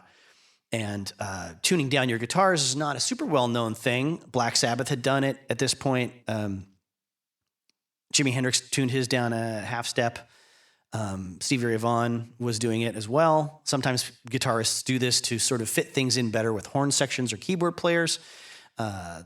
That's too much to explain right now, but it just sort of the fingering and the chords sort of visually and physically work out better to play in the keys that horns and pianos play in. But it was Black Sabbath that did it to make the songs doomier and heavier. Also, a little less tension on the strings was good for Tony Iommi's fingers because they were mangled from an accident in a steel plant he was working at before he quit his day job to just be in Black Sabbath full time. But for this conversation, it's after the St. Vitus gig, and Kim Thayil, Buzz Osborne, and Mark Arm, the aforementioned and routinely mentioned throughout all these conversations, are all having a conversation at Mark Arm's place about how Kiss tuned their guitars down to E flat. So one whole step, or if you're British, it's a semitone, or if you're just not American, it's a semitone, down lower. And they were talking about trying it out for themselves, Kim and Mark, and Buzz just recommends, well, why don't you try just tuning the low string one whole step down to D, which is what he'd been trying out. And I think St. Vitus at that time had been doing something similar. So Kim Thayil tries this, and this sends him off on a whole new kind of tangent guitar tuning wise that will continue for until the end of Soundgarden's existence. There are songs by them like Mind Riot that are tuned all 6 strings on the guitar are tuned to E, which is something similar to what Lou Reed did in the late 60s and early 70s on some Velvet Underground songs and some of his own stuff. I think it was called Ostrich Tuning when he did it. It was like all strings to D or all strings to E or something to that effect. Not that every single string is the exact same note. Some of them are octaves, right? So you're droning, you're hitting extra strings while you're playing a 1-note melody or a 2-note melody on chords moving up and down the neck, but you're droning this sort of ringing sound of one note that kind of carries over all of it. I mean, similar to what a lot of banjo players do. Banjos have a drone, like a high G drone string on the thumb.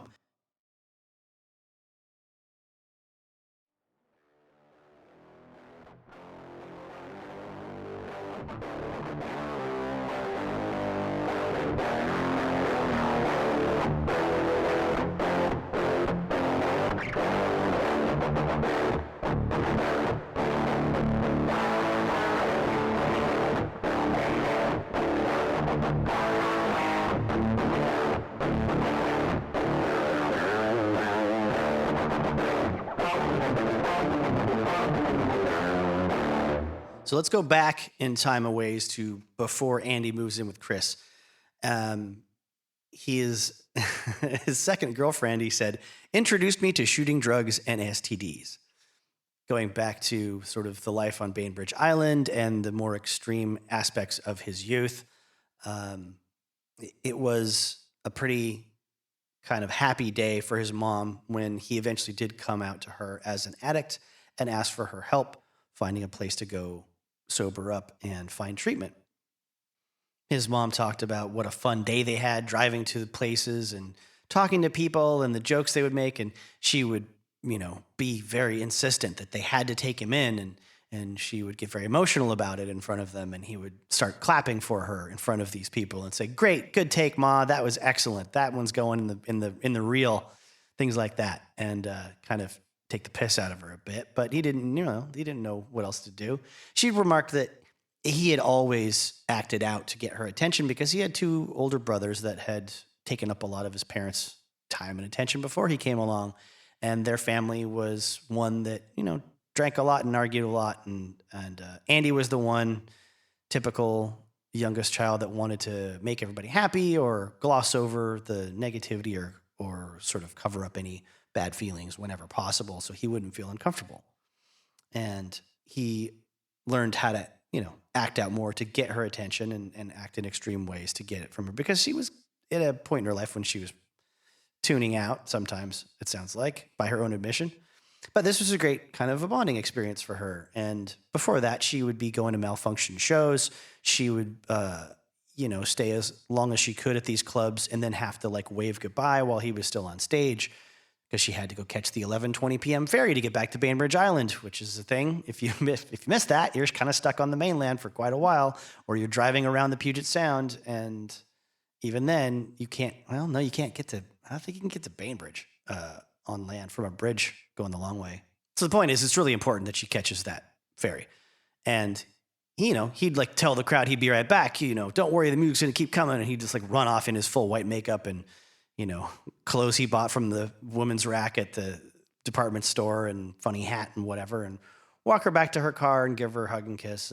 And she kind of noticed after one of these times that he had clearly been crying, and she didn't know why, and he didn't know why. And she started to kind of get the idea that maybe he's been taking some mood altering and mind altering substances that he wasn't totally in control of while he was performing on stage.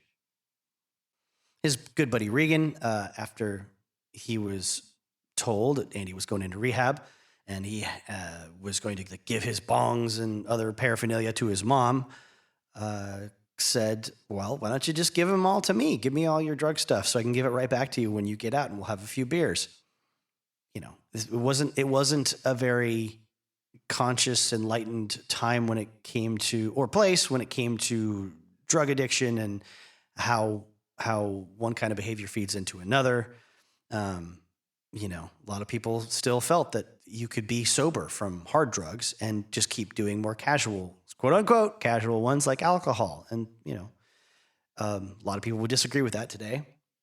That's for everyone to figure out on their own if they have to get to that point, obviously. But doctors will say what they'll say, and rehabilitation clinic folks will say what they'll say, and folks in recovery will say what they say, and they generally all sort of recommend staying away from those kind of substances no matter what, especially right when you get out of rehab. So, this sort of time period builds up a skill set of an addict, a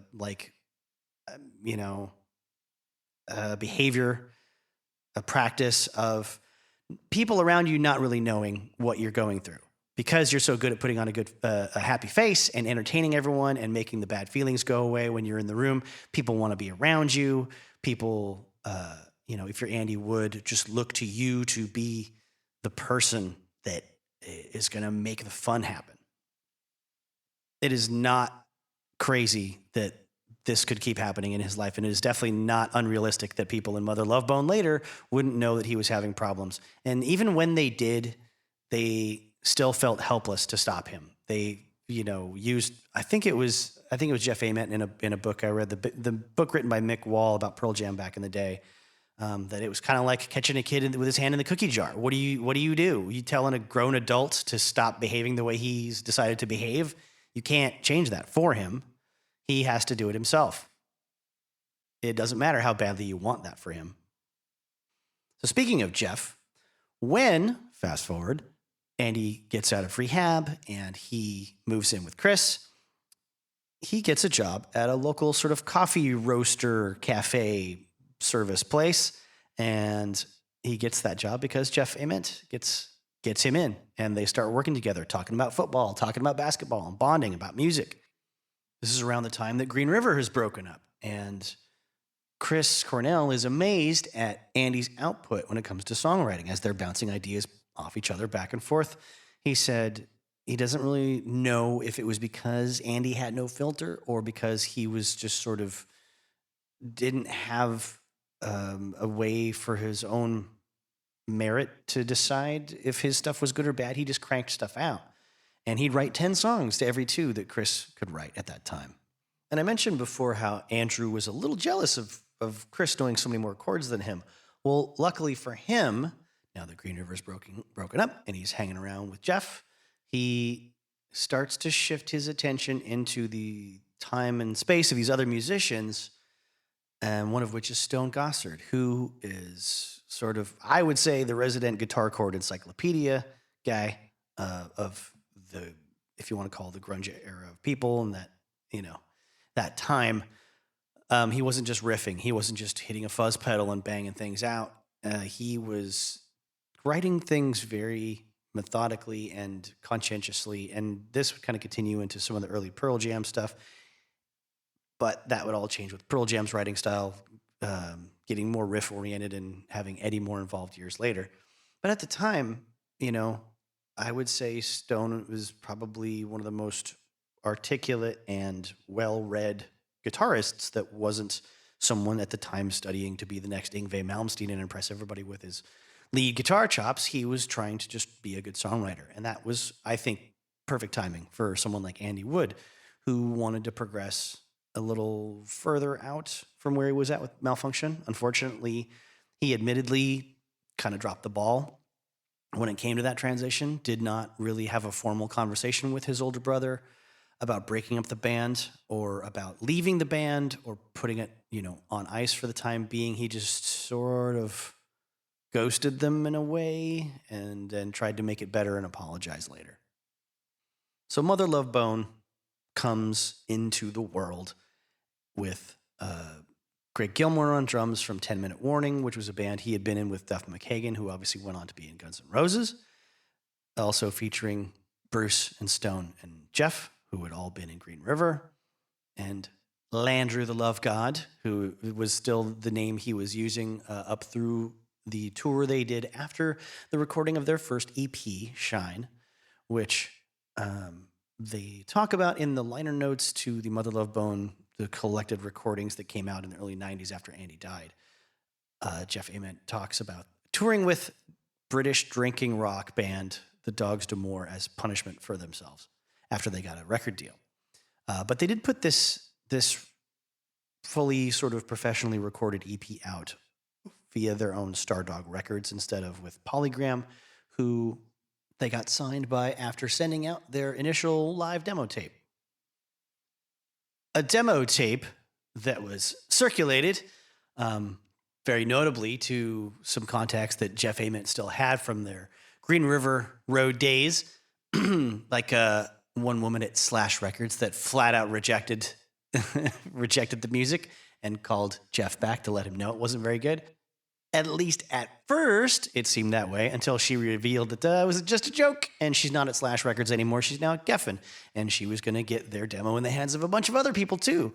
So with this little sudden jump in awareness, they got to meet with a bunch of other labels and have dinner and see what their offers were going to be like, and they decided to go with Polygram. But I want to talk about the specifics of this demo tape because it looks so damn cool. It looks like it came before the Shine EP. So it says live, no overdubs. All songs 1988, Sticky Thang songs / Bad Moon Music Incorporated. It shows the band in black and white on the tape cover, sort of a grainy Xerox photo with them looking, in this small a size and with this lack of detail. I mean, you could be forgiven for mistaking them for some rejects from Hanoi Rocks or Faster Pussycat.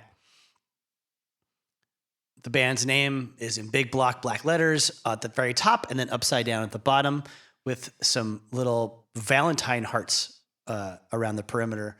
The name of the songs would be Showdown, Holy Roller, parentheses, in my head, or to my head, excuse me, Jumpin' Jehovah, and Capricorn Sister. Of those four, there would be two, Holy Roller and Capricorn Sister, that would end up on their official release, under those names anyway. Band members are listed as Landrew, so he wasn't going by Andrew Wood yet, on Not in Print. Vocals, piano, and guitar. Stone, for Stone Gossard, guitars and vocals. Bootsy Ray, for guitars and vocals. I'm assuming that's Bruce Fairweather. Jeff, basses and vocals. And Greg, drums and percussion.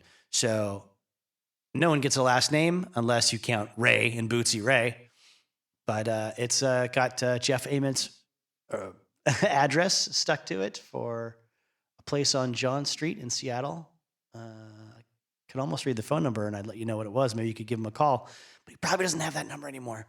Anyway, the main thing is that this little Xerox setup of a live demo tape really does communicate a lot about the band and how much fun they were, especially compared to what else was going on in the, local band scene at the time. There's a lot of sweet kind of fun funkiness to them. And it's funny how the bands that I'm thinking of are so far apart. But one of my all-time favorite bands was White Zombie, at least for the last two albums they made. And it's strange how there are comparisons I can make to the vocal delivery of both bands around this time. Especially more with the Los Exorcisto album with Rob Zombie. Before Rob Zombie was sort of learned and practiced enough to kind of take his moment and take his spot and conserve his energy on stage, he was very much rapid fire with the syllables and lots of convoluted lyrics and imagery that he'd just taken from dialogue in horror movies and stuff. And Andy's lyrics are very dense with the syllables and the percussiveness of them and the delivery being super, super fast as well. In the 80s and 90s, there was a saying that an extreme version of something else was that thing on crack.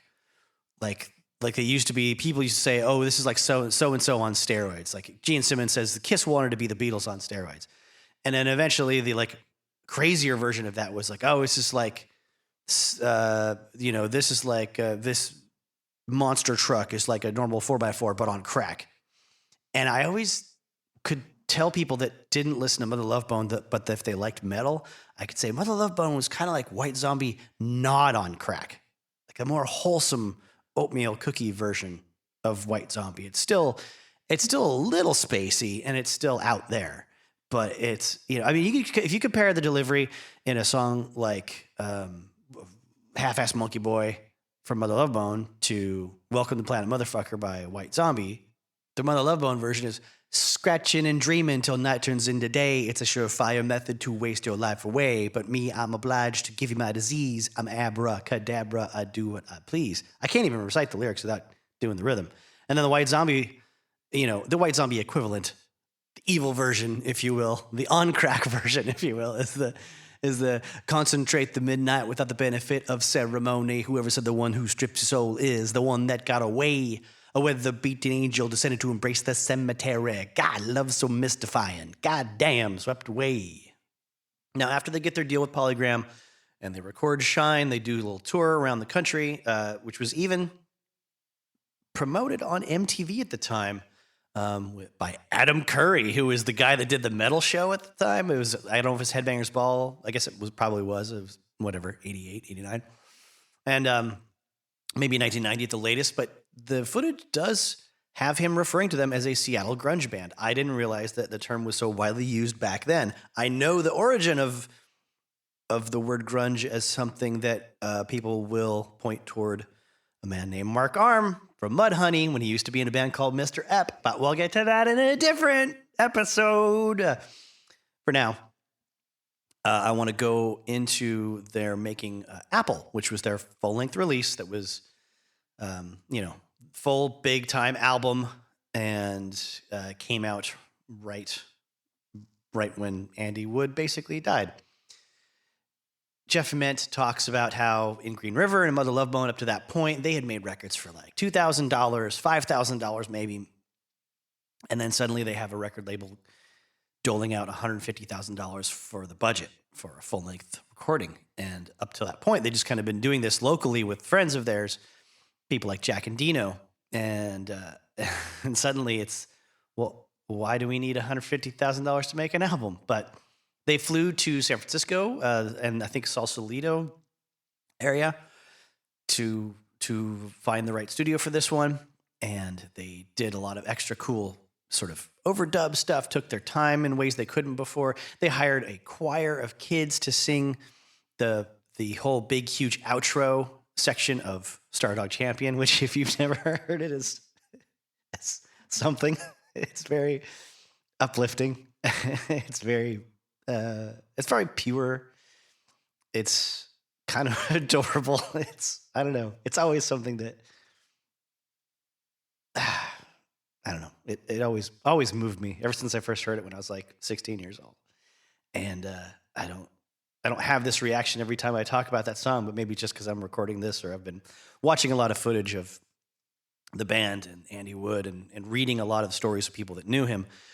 I think before I go back into talking more about Chris Cornell and ramping up the timeline towards, Soundgarden getting bigger, I do want to talk about the recording and the songs for Apple.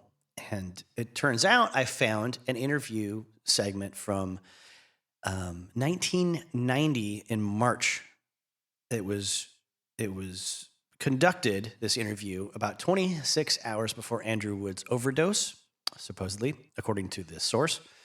There was a hard rock heavy metal magazine at the time called RIP, R-I-P, and it was national. It was big. It was in all the stores that had magazines.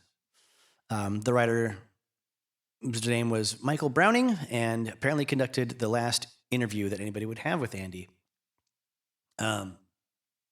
He talks about a lot of the meanings of the songs, so I want to read some of this verbatim.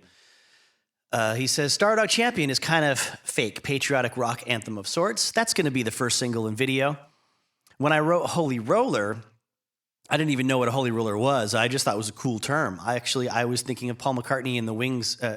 I was thinking of a Paul McCartney and Wings song, Let Me Roll It. I don't know why. It made me think of Holy Rollers. Captain High Top is just total rock propaganda kind of thing. I kind of see Heartshine as our Achilles' last stand of the album. It's real long and powerful. I was kind of depressed about leaving Malfunkshun for a long time. Still am, kind of. I feel like, I left them stranded.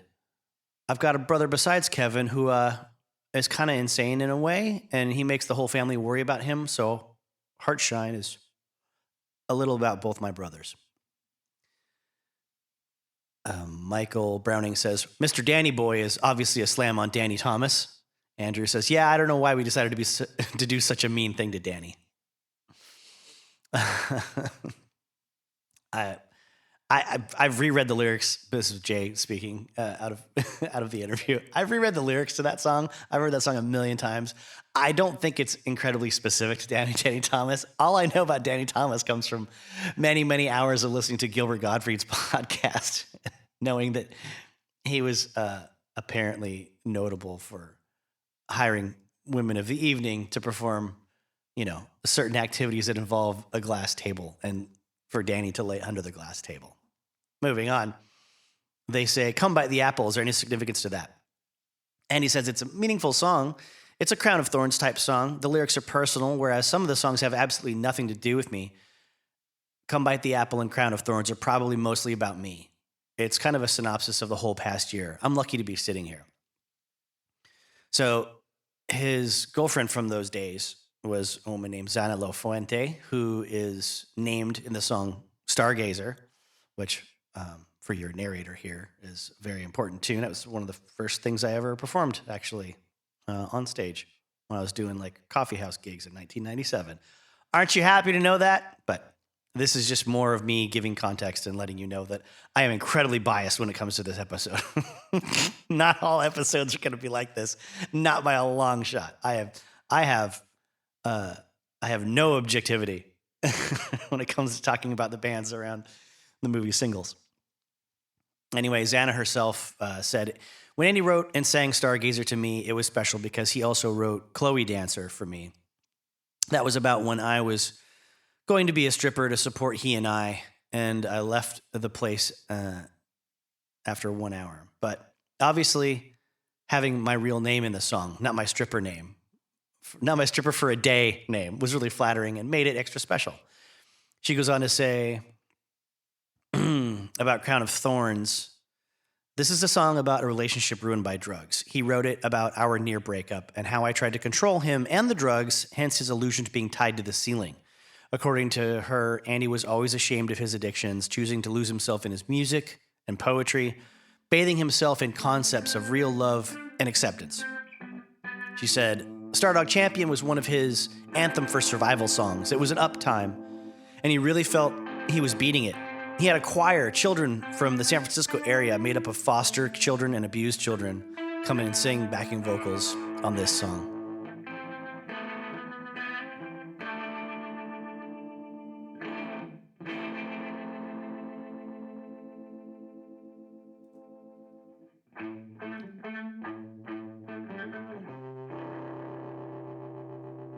So let's go back in Soundgarden history now and talk about an annual summer event in Washington near the state capital of Olympia that was put on by a guy named Slim Moon, who would go on to start a label called Kill Rock Stars. but he was working with the state of Washington to sort of get some sort of sponsorship for this annual event for young people playing music. And they actually got support from the DARE program, the police sort of anti-drug educating kids program that we had in the 80s. If you ask any of us that went through it, it was a complete failure. But anyways, this is happening in 1988, and there was a Japanese cultural festival set to take place the same day that he planned to host his big music festival. Even though they were going to be a half mile apart from one another, the volume was definitely going to be an issue. He had 4 bands booked.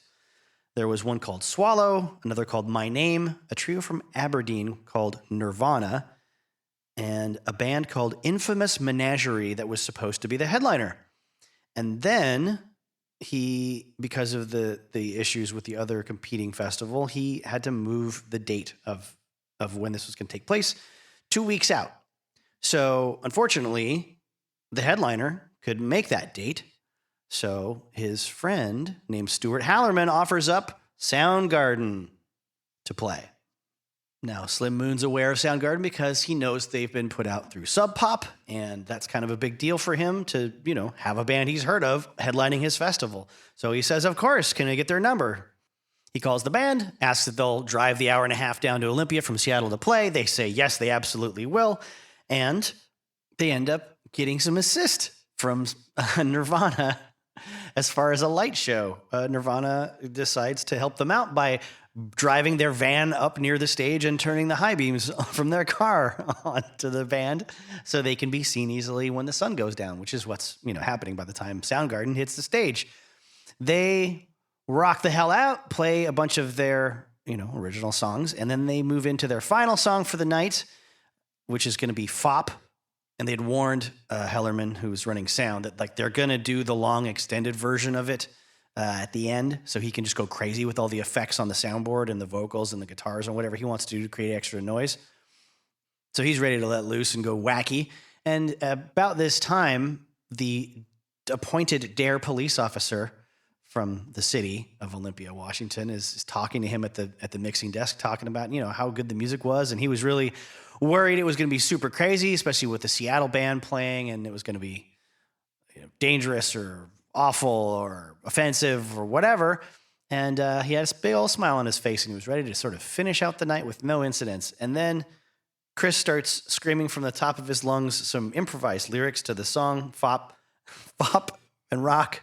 Suck my cock, suck my cock, suck my cock, Halloran said. Looking back to the cop, we shrugged at each other, and I went back to the mixing board. I want to read directly from Corbin Reiff's book, Total Fucking Godhead, for this next couple of paragraphs, because it's just easier. And instead of me trying to condense this information, I think he puts it really well. Much is made of the intertwined history between Soundgarden and Pearl Jam for good reason. Soundgarden and Chris's ties to Kurt Cobain, however, were more nebulous. They shared many musical influences and knew many of the same people. They weren't friends, but were friendly when they ran into each other at the Central Saloon or the Vogue. Cobain was an admirer of Soundgarden and a big fan of Ultra Mega OK, which was their full-length album that would come out after Screaming Life and after Fop. In fact, of spring in 1988, when Cobain posted an ad in The Rocket, which was our weekly Seattle newspaper, the free one that you just get to look up ads for bands and stuff, or masseuses in the back, or escorts, or advertise your gigs. In The Rockets, looking for a new drummer for Nirvana, he had a specific ideal in mind. Quote, hard, heavy, to hell with your looks and hair a must, unquote, he wrote. And for influences, Soundgarden, Zepp, Scratch Acid. That's pretty high praise, I'd say. Putting those three together and putting Soundgarden first. Jeez. Those are my words, not the words from the book, by the way. Later on in 1992, an interview, Kurt Cobain would talk about Soundgarden. Excuse me. About Soundgarden in some publication called Flipside. He was talking about how, they used to be great. They were even better in '85 when Chris Cornell had that Flock of Seagulls haircut. They were just like the Butthole Surfers. They were amazing, he said. I really liked them a lot. there's gonna be a lot more of episodes like this, in episodes meaning instances of Kurt Cobain taking the piss out of somebody, saying something totally facetious, and serious people taking him seriously. The guy loved a good rib, obviously, and even his friends from back in the time when he was still living in Aberdeen will say that a lot of what he related as his personal history was totally fabricated to take the piss out of journalists or to just throw them off the scent. Not unlike people in the past who did the same thing, notably AC/DC and Eddie Van Halen. They were always throwing misinformation at journalists and waiting to see how long it would take people to get the real story, or if they ever would get the real story. So remember a while back when we talked about them getting beer bottles thrown at them at a bar in Vancouver, Washington, opening for Faith No More? Well, that was mid-'80s, and now we're getting closer to late 80s, and after doing some stuff for Subpop, Soundgarden is getting noticed by major labels. Mostly, it turns out, because the drummer from Faith No More, Mike Bordin, had been passing around one of their tapes for quite a while. It had gotten to Geffen, Capitol, Epic, and Warner Brothers, who were all very impressed, especially with the lead singer of the band. And eventually it ended up being A&M Records that would give them their major label deal. They would put out Louder Than Love for Soundgarden before the end of the 80s happened. But after the band first put out Ultra Mega OK for the SST label. SST was based on the store Solid State Transistors started by Black Flag founder Greg Ginn. He had created his own amplifier and radio repair and building service and had a storefront for it while he was getting his band going and playing shows with Black Flag, and eventually decided to morph that business, or take the capital from that business to morph it into his own record label and manage, to put out a ton of punk rock records for bands that couldn't get a deal otherwise. I think it's during this time, and I might be wrong, but I think it's during this time that a lot of major labels, because of Soundgarden, start coming up to Seattle and checking things out. They couldn't get Soundgarden yet, since Soundgarden was going to make this SST record and then be, and eventually get courted enough to be with A&M. A&M was actually starting to send them money in advance to make some demos for them, even though they couldn't get them to ink a full contract yet. I think it could be about this. This might be the reason why a lot of major labels wanted to see more from the Seattle bands, because Chris Cornell's voice and presence on stage was so commanding, and it was so unusual, but still bearing the hallmarks of what a formidable rock and roll singer at the time was expected to be, as far as the presence and the look. That's my opinion, and if you could verify it, or if you can prove it wrong, please do so by calling in right now. This album, Ultra Mega OK, would feature a rehash of one of their songs that was featured on the Deep Six compilation previously, All Your Lies. Right after that in the track listing is the song 665, followed by 667, notably leaving out the number in between. Now, between us, gossipy friends, this triggers a little memory I have of Mick Wall's biography of Pearl Jam back in the early 90s. It came out because it was at a time when there was no definitive biography of Soundgarden or Chris Cornell. Later on, in the mid to later 90s, there'd be a book called New Metal Crown about Soundgarden that was pretty good, as I remember, but I don't see it around much anymore. Don't have a copy of it anymore. I think I actually got it from the library, so I never owned it. But backwards to Mick Wall, he was, as I'm saying, because there wasn't a definitive chronicle of the other scene bands besides Pearl Jam in the Nirvana sort of area, Mick Wall was kind of padding his Pearl Jam book, and this isn't a slight against him. He had to fill these pages somehow for a band that had like 2 albums out. He did the same thing with Guns N' Roses, but not as bad as Danny Sugarman did, which is another thing I'll talk about in another goddamn episode. I think Mick Wall's a quality writer. But I can pick at him for certain things like what I'm about to mention.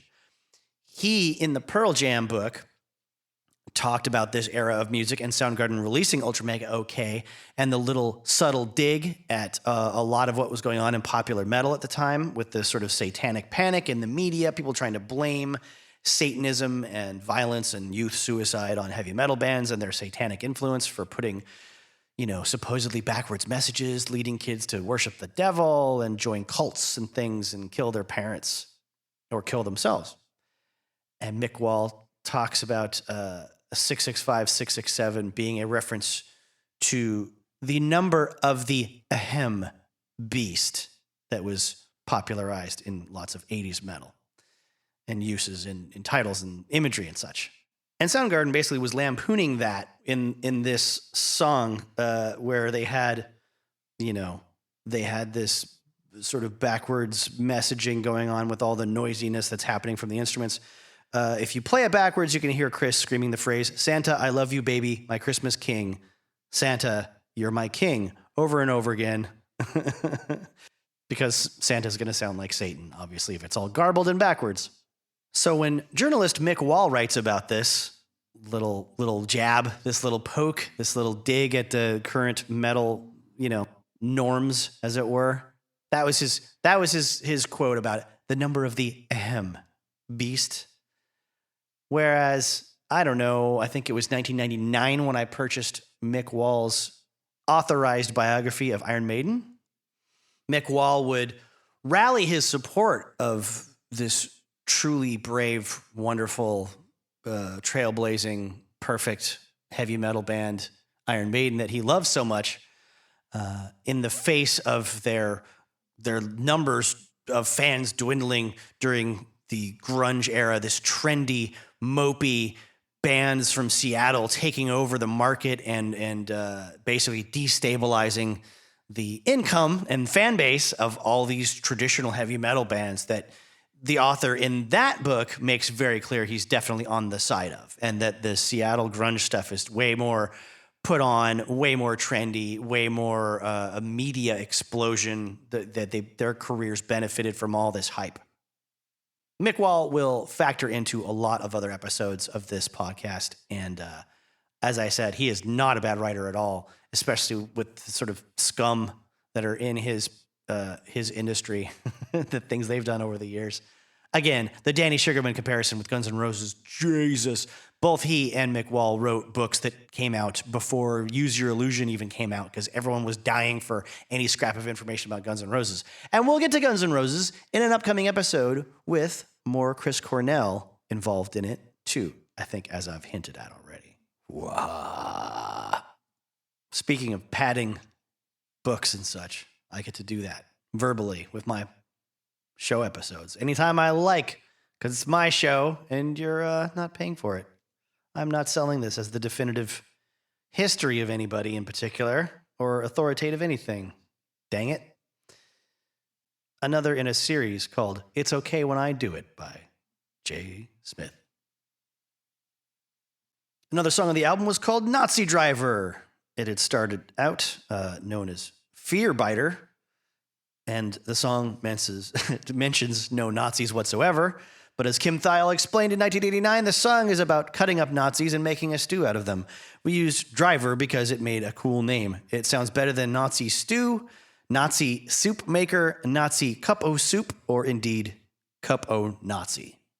Now, one has to wonder, could a fledgling comedy writer in the persona of, let's say, Larry David or Jerry Seinfeld, not fledgling comedians, but as far as sitcom writer, let me be very clear. I know they had a storied history of live performance, especially at Catch a Rising Star back in New York in the 80s and I think the 70s, as a matter of fact. Could they have read this 1989 interview with Kim Thayil from Soundgarden and gotten an idea about an episode of a television program they would sell someday for billions of dollars and feature a soup Nazi character? Huh? Probably not. I will say definitively no. But it's fun to think about. There's more to talk about when it comes to Ultra Mega OK. Of course, there's more to talk about on the previous releases as well. I didn't really cover the making of FOP. I'm running out of, brain space and time here. There's a whole book you can read if you want to know all about this in the details. So let's jump to the release of Ultra Mega and its reception by rock critics as being generally positive. The ones that sought it out and the ones that listened to it, thought it was pretty good. Got it right up in the aforementioned rocket after it came out on Halloween in 88. Jillian G. Garr wrote that it would be no exaggeration to call this the most highly anticipated local disc of the season, saying Cornell shines and Thiel invokes some of the hottest guitar riffs in the Northwest since Hendrix was going to Franklin High School. A few months after the album came out, it was included among 9 bands to watch. Soundgarden was included, that is, among 9 bands to watch in Rolling Stone's On Campus issue in March of 89. So one would have to assume they profiled a bunch of other sort of college radio bands. When touring on Ultra Mega OK, they would go out to New York City and for the first time play CBGB. The owner of the club, Hilly Kristal, said they got the biggest response since Guns N' Roses and predicted that they'll be playing Madison Square Garden in a year and a half. Of course, he was about a year and a half off, and when they did play Madison Square Garden, they would be opening for Guns N' Roses. Funny enough, we will get more into Hilly Kristal in the CBGB episode. Coming soon. Has been coming soon for, I think, about 3 months now. Let me tell a road story from the time they were touring on Ultra Mega OK. They are in Texas, and they are nervous about getting pulled over. They've, seen some documentaries about how rough things can be in the South when it comes to people getting crimes pinned on them that maybe there's not a whole lot of evidence, et cetera, et cetera, et cetera. A particular documentary called The Thin Blue Line had recently come out. Kim Thiel had seen it, was very paranoid. So everyone kind of had a rule in the band as well as with their crew. There's 2-3 guys that are with them, the manager, sound engineer, merch guy. No hanky-panky, no fooling around, no drugs when we're in the South. Well, they are driving on their way to a show in Louisiana, and they get pulled over by a couple of unmarked police cars. They're on the side of the road being interrogated and intimidated by these cops who are making them stand on anthills while they talk to them about how they're going to search the van. They let them know that, they're at the edge of a swamp, and they have stories about how they would chase people into the swamp and these people would never come out again, things like that. They said, here's the deal. We can get a search warrant and you can stand here for as long as it takes, or you guys can sign this consent to search and we'll just do it. We'll bring the dog out and then you'll be on your way. These are a bunch of long-haired guys from Washington State. Out-of-state plates. They look like hippies. They figure this is a drug bust, kind of a jackpot. They're probably, trafficking something. So they were all feeling confident about coming through this clean and nobody finding any contraband in their van. Unfortunately, it wasn't the case. The cops did turn up about a thumbnail-sized piece of clumped together marijuana that was being kept in a toolkit next to all the microphones that they were using on that tour. That was the property of their sound engineer.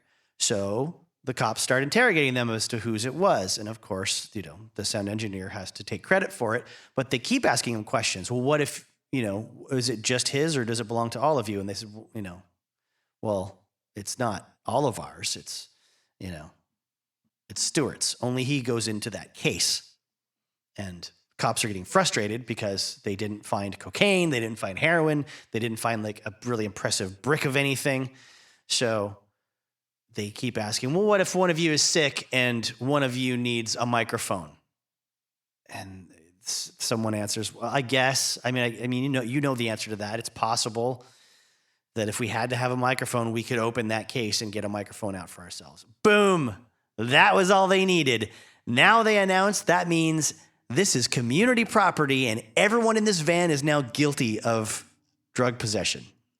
The cops then find $1,200 in T-shirt money that they decide is drug money and has to be confiscated, even though the band had receipts to show where all that money had come from, and decided to just sort of let Soundgarden go on their merry way now that they've got all their cash and charges against them that they would pursue later. And all would be dropped eventually in the fullness of time, except Hallerman, whose toolkit it was. Then they bust their asses trying to drive to New Orleans and make the show in time, and turns out to be their lousiest show of the whole tour. Hallerman said it was a cinder block hut in the shittiest part of town. We played for this elderly drunk woman who danced very oddly.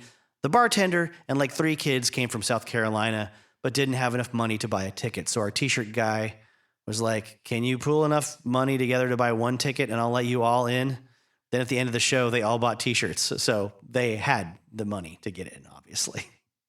By the way, let me correct myself. They were driving through Texas into Louisiana when they got busted. I want to make sure I get that right. I'm not going back and editing that. They got pulled over in Louisiana.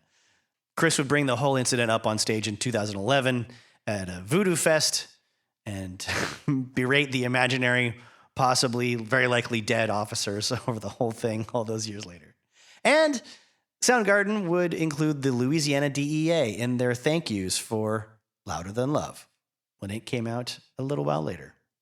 Speaking of Louder Than Love, they would get metal producer Terry Date to work with them on that record. At the time, he had done records for Metal Church, Fifth Angel, and Dream Theater. Anyone that loves metal in the 90s knows who Terry Date probably is because they've seen his name on the backs of records by everybody amazing, like Pantera and White Zombie, and Fishbone, the Deftones, Stained, Incubus, Helmet.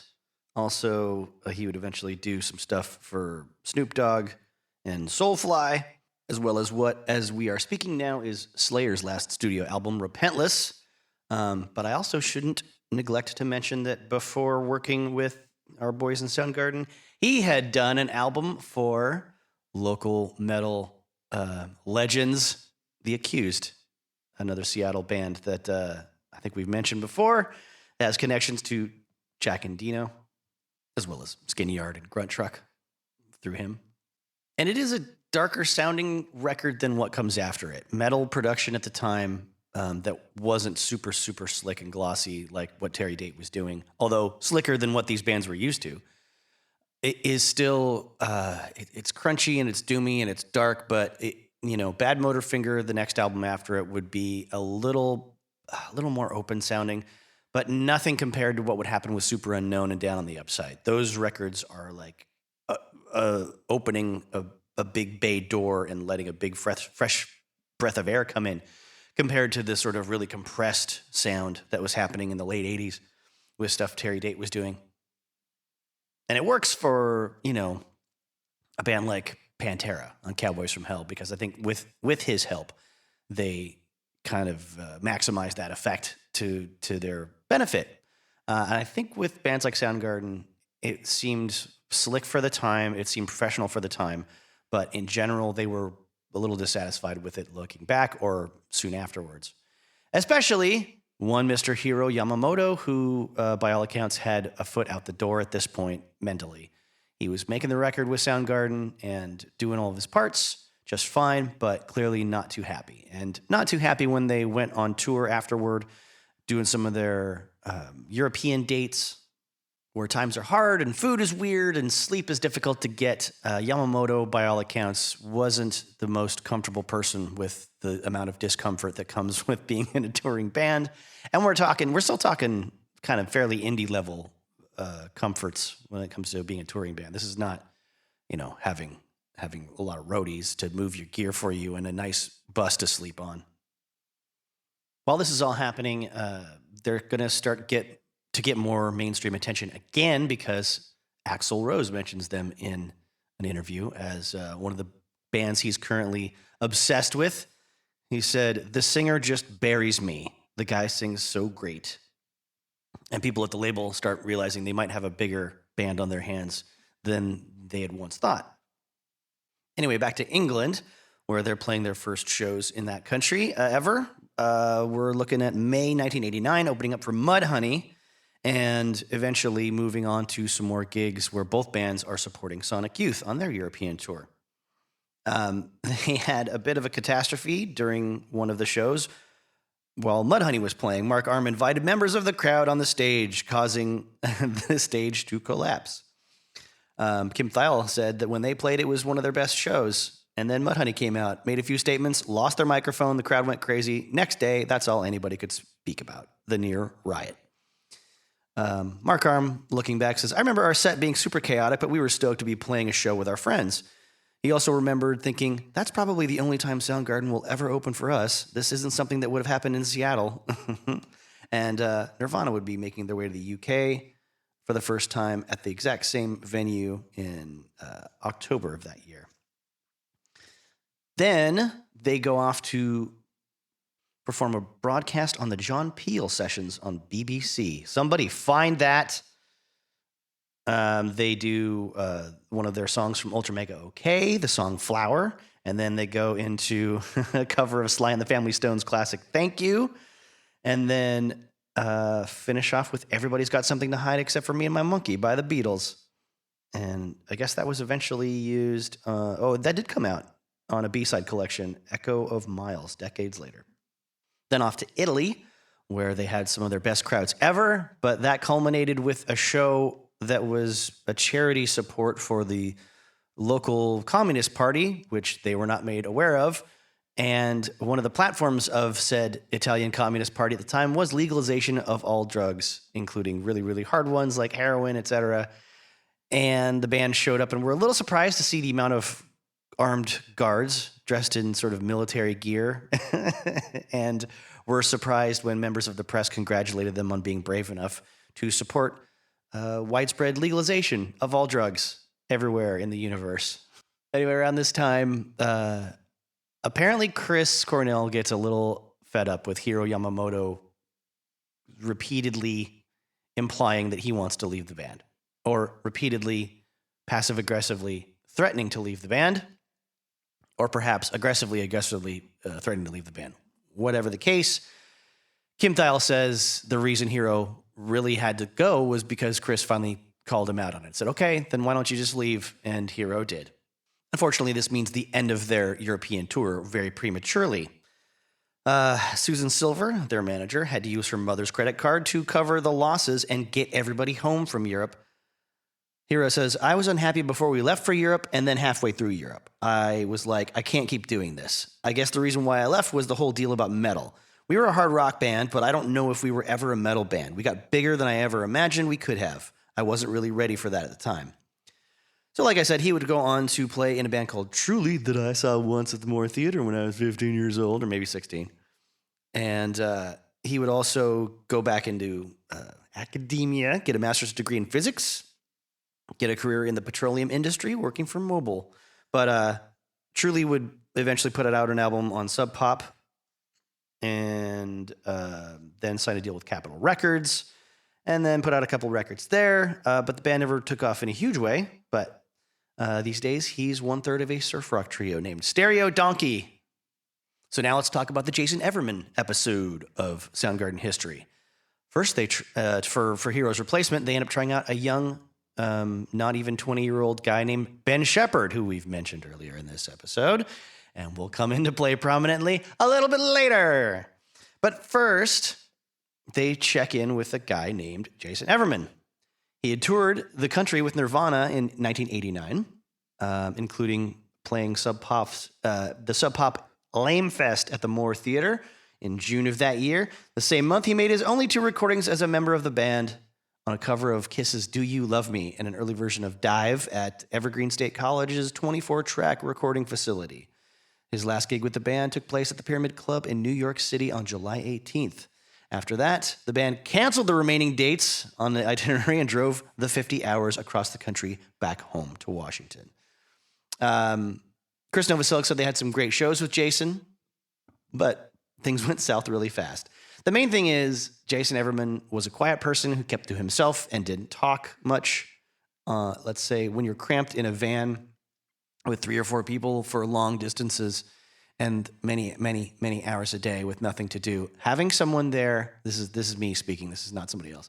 Having someone there that is completely silent the whole time and has no interaction with other people is difficult. It is a psychic drag on you, and it can really make everyone uncomfortable. Kim Thayil doesn't care about this at the time and reaches out to Everman to come play with Soundgarden. It's starting to get more and more apparent that Kim Thayil is kind of the real mover and shaker in Soundgarden as far as making decisions or getting things to happen so the band can make decisions. Anyway, Soundgarden gets notice from their record label that they need a B-side because they're going to release a single from Louder Than Love for Hands All Over. And like I said, this is because A&M Records is starting to think, well, we might need to do a little bit more with this band to capitalize on their possible success. And so this wasn't part of the plan originally. This sort of catches the band off guard. They don't have a bass player. So Jason Everman joins. They go to the studio with Jack and Dino, and they record a cover of Come Together by the Beatles. Jack and Dino remembers it being a really strange session. Even at the time, I thought, this is not really going anywhere. They weren't terribly thrilled about doing it for some reason. Chris had a difficult time getting his enthusiasm up for the song and was so pissed off at various points he would kick one of the studio's wooden stools across the room. When it came time to add harmonies, he just bailed. Jack and Dino was like, hey, what about the Paul McCartney, harmony parts? And Chris just told him, whoa, you got to record it. Why don't you sing it? I'm sick of working on this song. I'm going home. Let us hear it when you're done with it.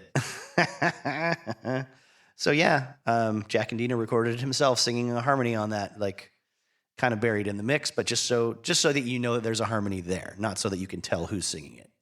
At one of the shows with Jason Everman on bass, one of their crew guys, Gunny, he goes by the name of Gunny Junk, has surprised the band on stage with a little dance routine during the song Beyond the Wheel. He ran up there with cut-off jean shorts, tape over his nipples, and a pumpkin on his head, and did a total, as he said, homoerotic attack on Chris while he sang. We literally wrestled on stage while he was singing. I did it maybe 3 times over the course of that tour. I may have had a few beers in me or something. And then another gig when they were done playing, Jason Everman hurled his bass like up and back behind him, up through the air, into one of the drum risers, but it kind of ricocheted off the drum riser and bashed into the guitar for Steve Jones, who was from the Sex Pistols. I guess his band was playing that same gig. It was he didn't mean to do it. It did damage to the guitar, left a ding in the guitar. Steve Jones's guitar tech went crazy, threatened to keep Everman's bass, but he eventually got it back. Chris Cornell said, "You'd think Steve, since he's an original punk rock sort of guy, he'd understand that kind of thing. I guess not." Soundgarden then goes on a national tour, and it sort of culminates with their recording of Louder Than Live VHS cassette videotape program that they put out soon after. If you've never seen the footage from this, please do look it up. If you're only familiar with Soundgarden from the 90s on out, this will be a bit of a shock to the system. It is a set of songs that will probably surprise you in that it's not terribly considerate to the audience or the ears of the average person. This is not a band that is trying to sell out. This is not a band that's trying to go mainstream by most people's accounts that would listen to it. I'm telling you, it is rough and aggressive in a really good way. If you're into sludgy, doomy music, there's no hooks except for on the jokier songs like Big Dumb Sex. If you've never heard Big Dumb Sex, again, hunt that one down because let's see what I did there. Hunted down. It's just a total goof. It's a super heavy, super catchy goof song, making fun of modern rock lyrics at the time. And yeah, you thought he used the F word a lot in a song like Ty Cobb. Ooh, get ready for this one. It is so fun. And then they close the show with covers of Big Bottom by Spinal Tap and Earache My Eye by Cheech and Chong, which that song is the heaviest thing in the universe when Soundgarden does it. Holy smokes. That'll be stuck in your head for a while, too, if you check it out. Like, it's the original da-da-da-da-da, Beavis and Butthead sort of would do. Like, the whole joke of that song was Cheech Marin in the movie I think it was Up in Smoke or Cheech and Chong's next movie where he's like, he's like doing the guitar for this voice, my mama talking to me, trying to tell me how to live. I'm not remembering the riff very accurately. It's been a long time. Anyways, sorry. I've got to stop myself from saying anyways so frequently in this podcast. So we're going to shift gears again towards Andy Wood for a little bit. We are closing in on 1990. We are closing in on, the time when Andy Wood is getting a little bit more traction for his solo stuff, in that he's demoed some things for the record label that Mother Love Bone is on. Before they even release their full-length album, Apple, he's already got an agreement with them that he can do a solo album of his own, sort of piano ballady stuff. Chris Cornell has said that Mother Love Bone was a bit more organized than Andy was used to when he had Stone and Jeff there keeping things going. And he believes that it frightened Andy to know that all he had to do was just show up and sing. And he did have other responsibilities and other ways of sort of steering the ship. Stone Gossard has said that there was a lot of strong personalities in that band, and it wasn't a very happy experience. It was a lot of sort of jockeying for, influence, I guess, among their egos at the time. One of Andrew's former rehab therapists would say that when addiction is mixed with self-esteem issues, which she felt Andy clearly had, there is a pattern among people who will eventually relapse in a way that sabotages their potential for success, because they've achieved something that is supposed to fulfill what it was that they wanted to begin with. From the very beginning, they wanted, the status that they've now gotten to. In Andy's case, he's got a major label deal with a band, and he's got more fame, and, they're poised to really move on from the Seattle Northwest scene and become something really huge. There's quotes about them possibly being the next Guns N' Roses at the time among people in the record industry. Bruce Fairweather, the guitarist for the band, would bring up the fact that they, as a band, didn't know Andy had been basically drinking alcohol and using drugs in some form or another since he was 12 years old. His friend Kevin Meaney talks about the fact that he didn't feel like he could be open and honest about his using with his peer group, with the guys in the band. He did things secretly, away from them. He didn't have a bond with them like he, this is what I'm inferring here. He didn't have a bond with them like he did with Malfunkshun, which was like his best friend and his brother. The guys in Mother Love Bone are used to doing things their way, and they're more his peers than anyone else he's ever been in a band with. They've achieved the similar sort of levels of attention as he has in his other band. And there's a couple of elements to his using that sort of dovetail together. One from his friend Kevin Meaney and one from his fiancée, Xana. And Kevin would say that he wasn't a guy with a heroin habit. He was a guy that used from time to time, but he didn't develop this sort of, this is me expanding on what he said. What he implied is that, because he wasn't a sort of hardcore junkie, he didn't really develop the awareness and the respect for the dangerous power of heroin. And he didn't, I'm thinking, develop the survival skills that hardcore junkies develop. They're survivors, and they're, in Kevin's words, hard to kill.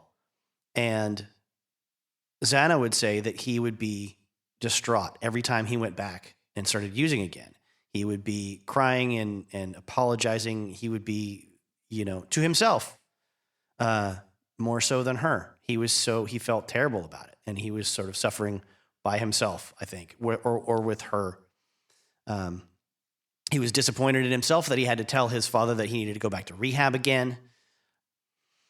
And it was after a good period of time of being totally clean that he went back to using and made what apparently is a somewhat common mistake for lots of junkies that have lost awareness of what their tolerance level is at, and shot the same dosage that he was shooting when he had been, doing it more regularly.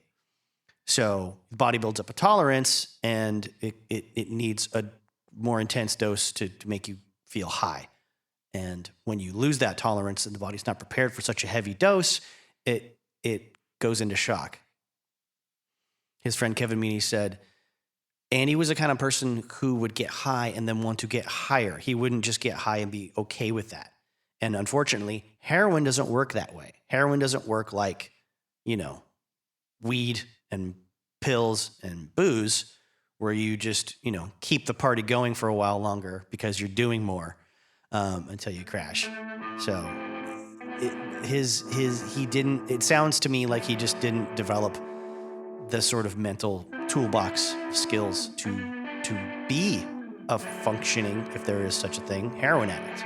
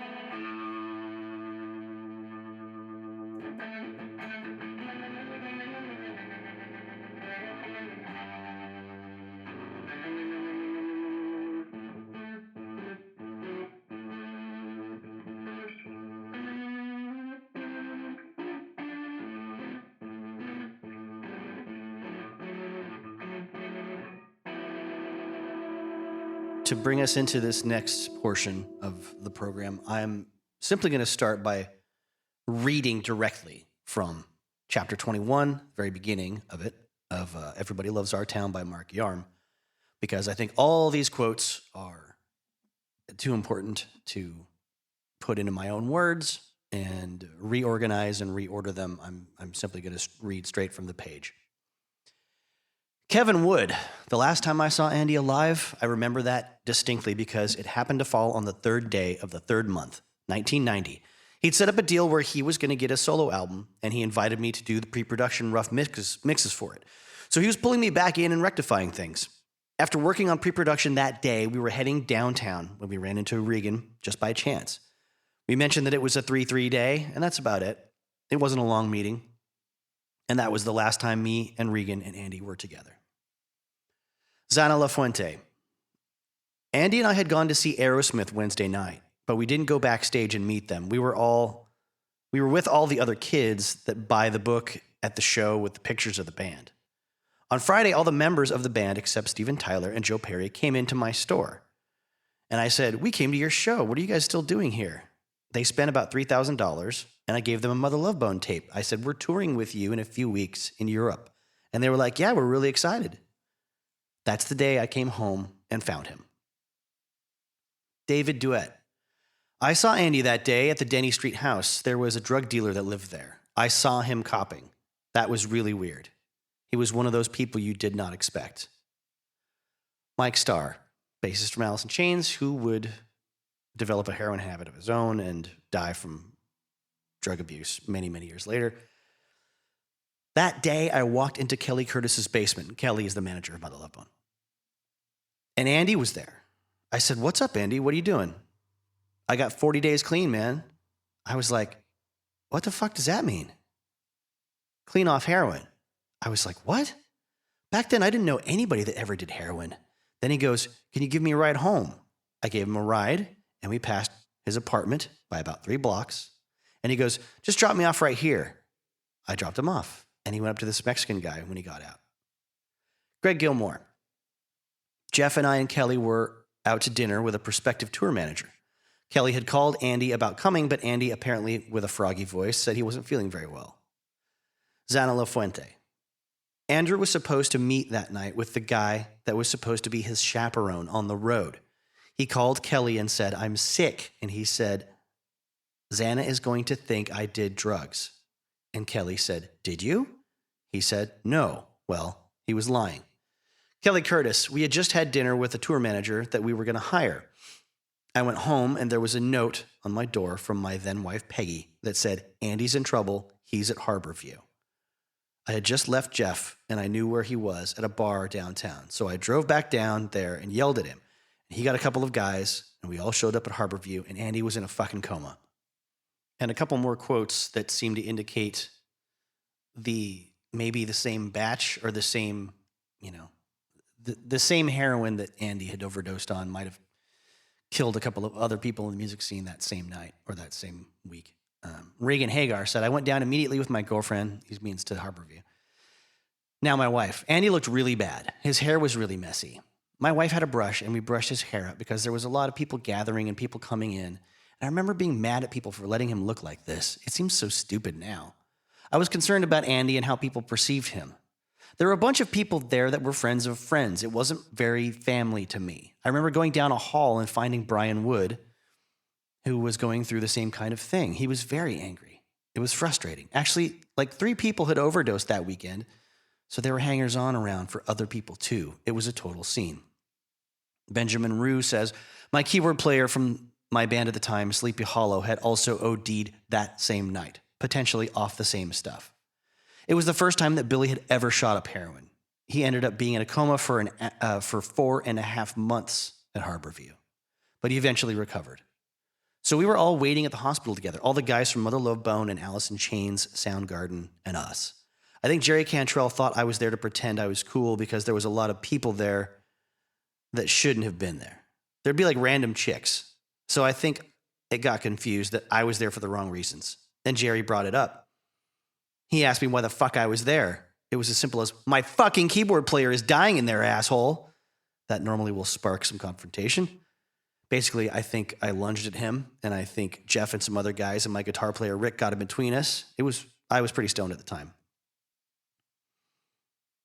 Zana Lofuente says, I had this thought recently. Sometimes I wish I would have never called anyone and told them he was there because of that scene there. A lot of people didn't deserve to be part of that. There were a lot of groupies showing up.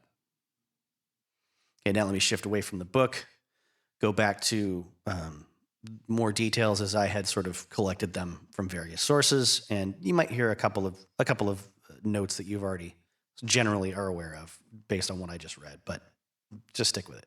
I'd recorded this next part before I remembered I wanted to read these direct quotes. Just a night or two before Andy Wood overdosed, his brother Kevin had a dream about his little brother picking up and using again. Kevin had been clean for 2 years and reached out on the phone to Andy to ask how he was doing, told him about the dream. Andy said he was fine and nothing like that was happening. The next day, his mom called him after a particularly intense bout of reading through a bunch of sort of family self-help books that explain different roles in dysfunctional families and why they are what they are. And she had found this sort of layout of all these different family roles in a dysfunctional family, and she had picked, exactly who goes where. And she wanted to talk to Andy about it, all the things she had learned about their family dynamic that she wanted to share. And she was finally felt like she had the tools to heal all the dysfunction herself and, get everybody sort of together on this. Andy was really busy at the time with band stuff, but he said he would talk to her the next day. And so she said this was like 11:30. I don't know if that's in the morning or at night. The band was, according to Jeff Ament, having a meeting with a prospective manager, new management, and they had intentionally sought out someone that might have experience with addiction and managing a band that might be in their position. Andy himself said he trusted them to make the decision and didn't attend the meeting. Went off by himself. Zana Lafuente, who up to this point had been incredibly frustrated because she feels that she's the only one that Andy is coming to with his real story. She said he would come to her crying and say, this is going to kill me. You have to stop me from doing it. You have to help me stop using. And her warnings to the band and her warnings to his family didn't get any real traction because he didn't go to them with these kind of feelings and these kind of stories. So they, admittedly, people, in the band and otherwise, admittedly, didn't give it as much weight. Like her words didn't carry as much weight because she was a girlfriend and she was being dramatic in their eyes. Anyway, she's coming home late from work because she ended up giving some people a ride 20 minutes out of her way home, and so then 20 minutes back. By the time she gets home, Andy is on the couch in an incredibly deep sleep and unresponsive, but still breathing. When she can't rouse him, she calls the paramedics, and they ask her to sign a piece of paper that's pronouncing him dead on the scene. Then they take him to Harborview Medical Center in Seattle, and Xana starts calling everyone she can and leaving messages. She left 5 messages on Jeff Immont's machine. She calls Kevin, his brother. Kevin goes to Mom's house, wakes up Mom, middle of the night. Meanwhile, at Harborview Medical Center, Andy is not dead. He is revived, but there is brain swelling that at first seems as though it can be brought under control. But there are complications with his diabetes and some other pre-existing conditions that he's got that are essentially making all of this much worse. And he's in a coma.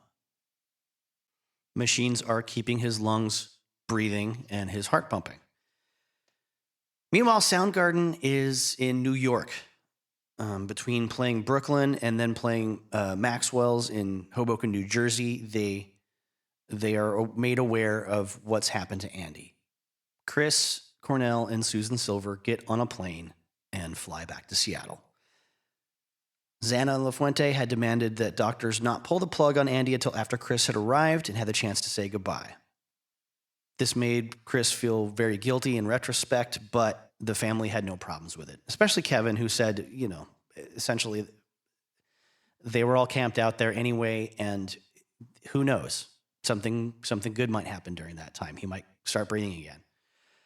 Unfortunately, that did not happen, and they played Queen's A Night at the Opera in the room on a little boombox cassette player and dimmed the lights, and then told the doctors to shut down the machines that were keeping Andy alive.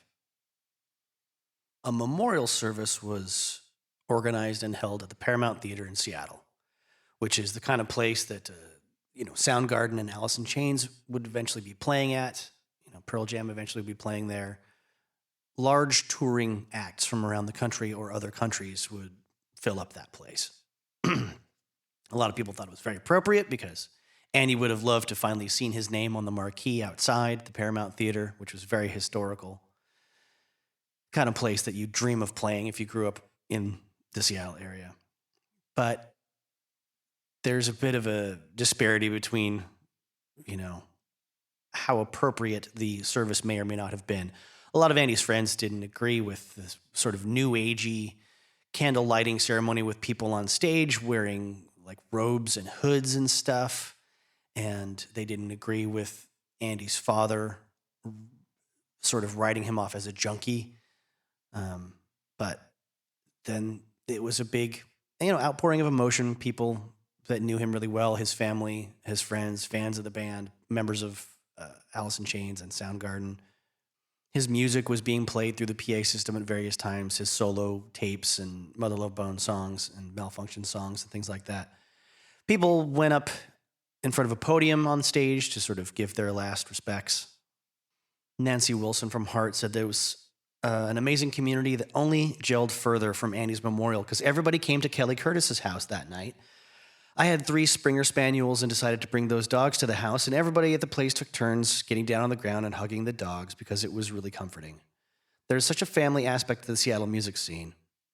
We just felt really completely honored to be included because we figured they'd written Heart off a long time ago as some dinosaur.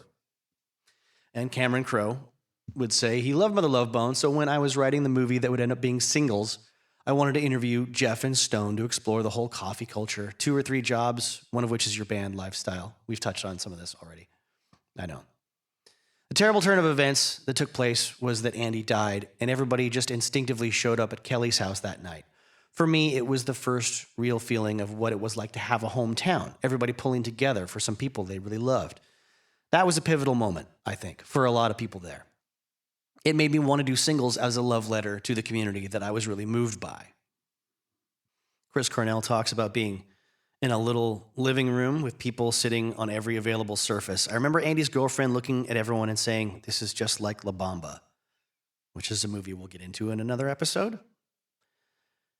Then suddenly I heard slapping footsteps growing louder and louder as they reached the front door, and Lane flew in. Lane Staley from Alice in Chains, lead singer, completely breaking down and crying so deeply that he looked truly frightened and lost. Very childlike. He looked up at everyone at once, and I had this sudden urge to run over and grab him and give him a big hug and tell him everything was going to be okay. I didn't get up in front of the room and offer that, and I still regret it. No one else did either. I don't know why. Mike Starr from Alice in Chains says, I made an ass out of myself for a second there because I was in my thoughts, and I walked into this room and I said, who wants to smoke a joint? All of a sudden I realized that Chris Cornell was sitting there looking at this photo album of Andy and crying. I was like, fuck, why did I fucking say that shit? To return now to Soundgarden and Jason Everman. They very quickly have to go back on the road in Europe. And now, with Jason Everman still in the band, not being very communicative, but, playing well, they are in a strange place because Chris is still processing the trauma of losing one of his good friends, Andy, and is sort of turning inward and starts to write a couple of songs about him that will end up becoming the genesis of Temple of the Dog. They go to London, Birmingham, Amsterdam, Austria, and then very, very suddenly, after some problems with the brakes on the van that they've been renting, problems meaning they catch fire, band is forced to cancel a show at Naples. And that leads to a small-scale riot that causes thousands of dollars in damage.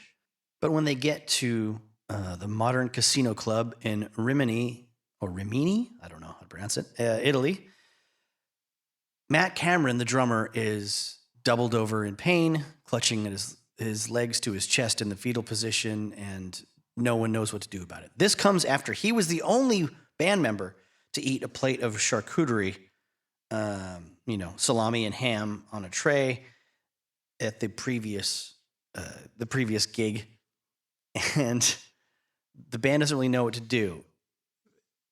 Chris considers playing the show on drums like he used to and singing at the same time. Unfortunately, he figures out pretty quick that the newer Soundgarden songs don't lend themselves to singing and playing drums at the same time the way the old stuff did back before they even recorded their first album. Cameron basically fights through all the pain, white knuckles his way through the entire set, and then skips the encore and gets on a plane the next morning and goes back home to Seattle. The word was he farted for about 15 minutes on the plane and then felt much, much better. I can only say myself, as your humble narrator and host of this show, I have experienced some very, very intense gas pains inside myself as a much younger person with a thyroid disorder, and it does feel like your insides are ripping themselves apart, and it makes no sense. And you have no idea where it's coming from. It feels deadly, and you don't know why, and it is very panic-inducing. I cannot imagine sitting down on a drum stool and sweating through 90 minutes of playing songs in 7/8 time or 7/4 time, like Matt Cameron must have been doing. So Soundgarden is left to sort of consider things with the current lineup, and they are reflecting on the fact that Jason Everman really isn't gelling with the band. Attitude-wise, he, as noted by one of the crew guys for Soundgarden, it was the first person in Soundgarden ever to be like throwing his instrument around and throwing tantrums after shows and smashing things. Especially, I got to imagine, after someone as subdued and sort of quiet as Hiro Yamamoto, someone as non-confrontational as that. He's sort of non-confrontational, but he's expressive and emotive in a negative way and just not in a positive way. Apparently he just keep to himself, put headphones on, in the back of the van and still not really mingle with the rest of the band he's in. And Soundgarden aren't known for being fun-loving, goofy types, but you have to have some sort of a back and forth and an interplay with people's attitudes and personalities. And they at least were somewhat charismatic people that would have conversations, right? And they need to be around other people that aren't going to be completely isolated and, I don't know, shutting everyone out. Having lost Andy at this time, Chris Cornell is very, very aware and very sensitive to the decisions he's going to make for the rest of his life and who he's going to allow this deep in his own orbit. And he feels that Jason needs to go and they need to find somebody else. So after they get back to Seattle as a band, they have a meeting at Matt Cameron's house and they tell Jason Everman that they want to go in different directions. And he goes on to move to New York. He works for Caroline Records in their warehouse for a while. He plays in a bunch of bands. One of them is a San Francisco group called Mindfunk. Then joins the Army in 1994. Turns out the military lifestyle was perfect for him. He becomes a member of the Army Rangers, joins up with an even more elite group within the Army, the Special Forces. He was going through the last phase of his training to become a Green Beret at the time of the September 11th attacks on the World Trade Center in 2001. He then was deployed to Afghanistan, then deployed to Iraq, back to Afghanistan after that, and then obtained an honorable discharge in 2006. Then went to school, got a bachelor's degree from Columbia University School of General Studies, and shows up in the Lemmy documentary. If you haven't watched that yet, please do. So now it's time to talk about Ben Shepherd. Again, we've talked about him multiple times, but let's go through a little bit of a timeline with his involvement in Soundgarden up till now. He was still a teenager in Olympia around 1988 when he was friends with Chad Channing of Nirvana and met Kurt Cobain at a party there in Ole, and they hit it off and passed a guitar back and forth between the two of them, played songs and sort of chit-chatted together.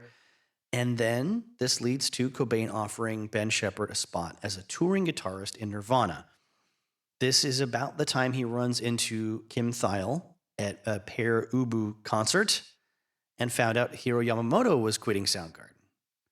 And thinking that was the end of the band, he impressed Kim Thayil with his sort of outburst of aggravation at the idea of Soundgarden ending.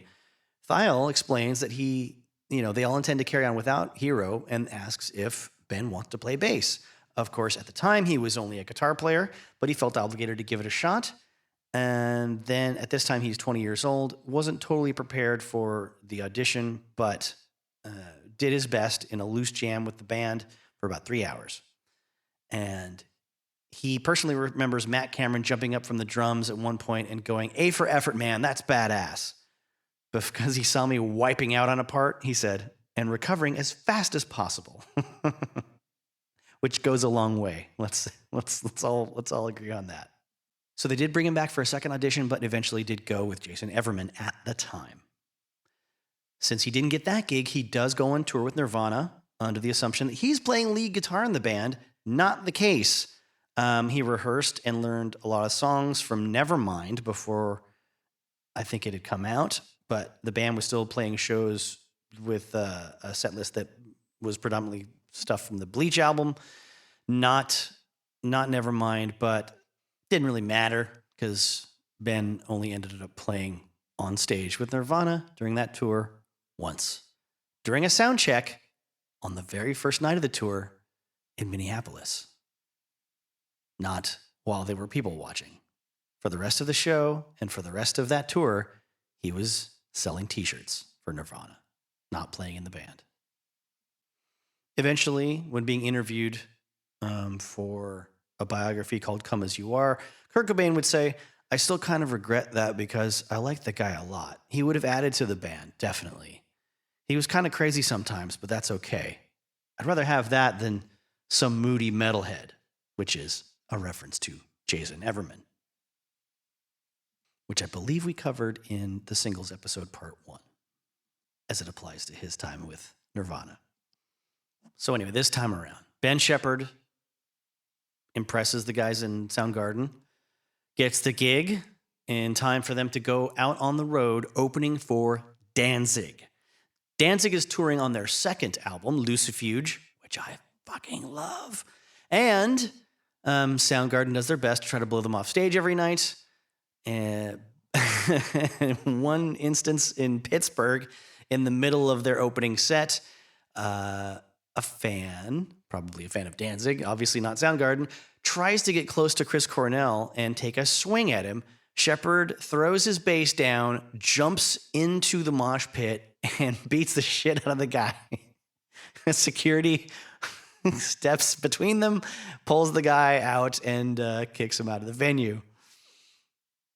Soundgarden would triumphantly finish this tour with a show back at home at the world-famous Bumbershoot Festival. Bumbershoot is a thing that has gone on every Labor Day weekend in Seattle since I can remember as a child, and that would be like the early-ish 80s. It's an all-weekend affair. It used to be only a couple of bucks to go every single day. I think since the late 90s, it's been, full concert price. It's like, it could be $60 a day, $100 a day. I forget where it's at now. But understand, like, culturally in Seattle, this is a huge deal. And it just so happens that the band that Soundgarden was supposed to support that day on this outdoor festival stage was the Psychedelic Furs. And they canceled at the last minute. Now Soundgarden takes their place and opens for about 12,000 people. This is a 3-day festival with multiple outdoor stages all across the city center in this sort of congested little area. I don't know how to explain it if you've never seen footage from it or been there. It used to be pretty great. I'm sure it's still pretty great for lots of people. But it's a great, great experience, especially when you get to see bands, A, not used to playing shows that big, and you get to be happy for them having a large audience, or B, seeing a band that usually commands a huge audience playing a very unusual situation, maybe a smaller crowd, because, they might be an arena band or a theater band, but they happen to be playing on one end of the little, I guess you could call it fairgrounds, but it's not fairgrounds, in a smaller stage because someone like Beck is headlining an arena about 700 feet away or, the high school football arena, basically, where you could see, I saw Metallica there. I saw Nickel Creek there, and I saw Sonic Youth there. I saw Zeke played there once. Anyways, Bumbershoot is wacky, and it is a great opportunity for magic to happen. So let's talk about the end of this show at Bumbershoot, okay? It goes really, really well. Everyone's loving it. But then Soundgarden come out for an encore. Instead of doing one of their own songs, they bust out a live version, as they did on the Louder Than Live VHS cassette recording program, of Spinal Tap's Big Bottom. Spinal Tap, it turns out, had performed at Bumbershoot before and left behind one of their set pieces, which the Soundgarden guys got a hold of and had the road crew, or the Bumbershoot live stage management crew, implement at this very moment. Out of nowhere, a huge skull with glowing eyes and horns comes down from the rafters as Chris is singing this Spinal Tap song. And I'm going to quote Mr. Corbin Reiff in his biography of Chris Cornell. To say the crowd lost its mind is an insult to the concept of insanity. They lapped up every second of it. Then, if things... Then, if things weren't already absurd enough, at the end of the song, Chris began singing "Jesus is Just All Right With Me" by the Art Reynolds Singers, while Kim Thile's guitar apparently just feeds back until somebody shuts the sound off. All right.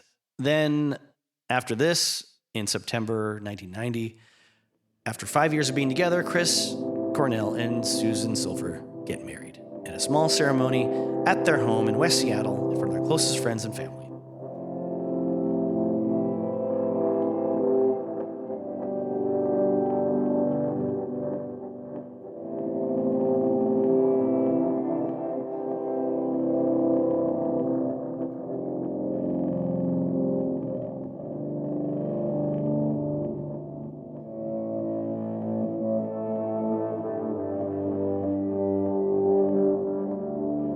Let us discuss next Temple of the Dog.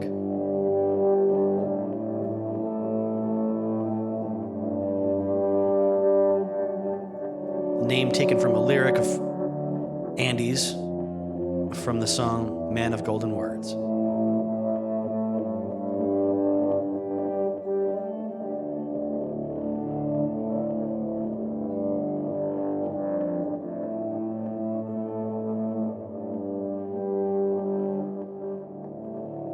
After the Cornells had their honeymoon, Chris convenes with Jeff and Stone from Mother Love Bone and a new friend of theirs named Mike McCready, who they've been jamming with on guitar.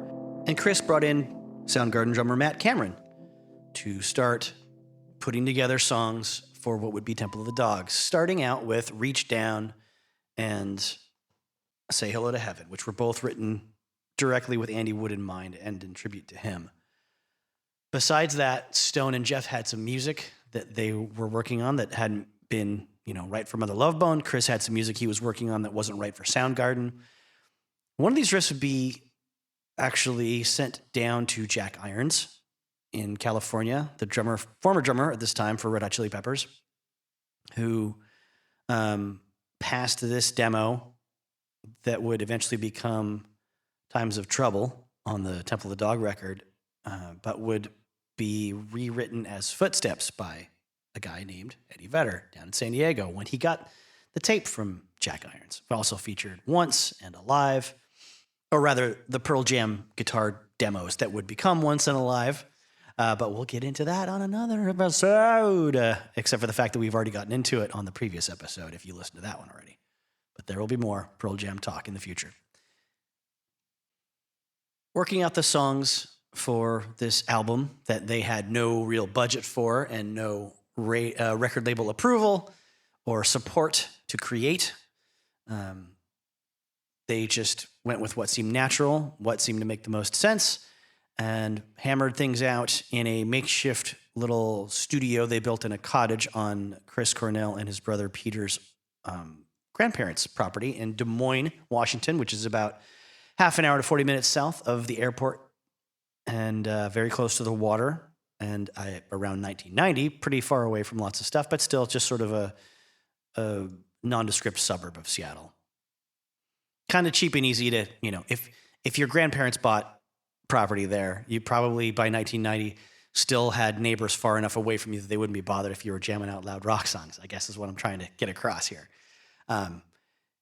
They decided to go for it. They decided to fill out the set list with everything that they could, and they eventually had to kind of hammer on Mike McCready a bit aggressively in the studio when they went to London Bridge to record it for real.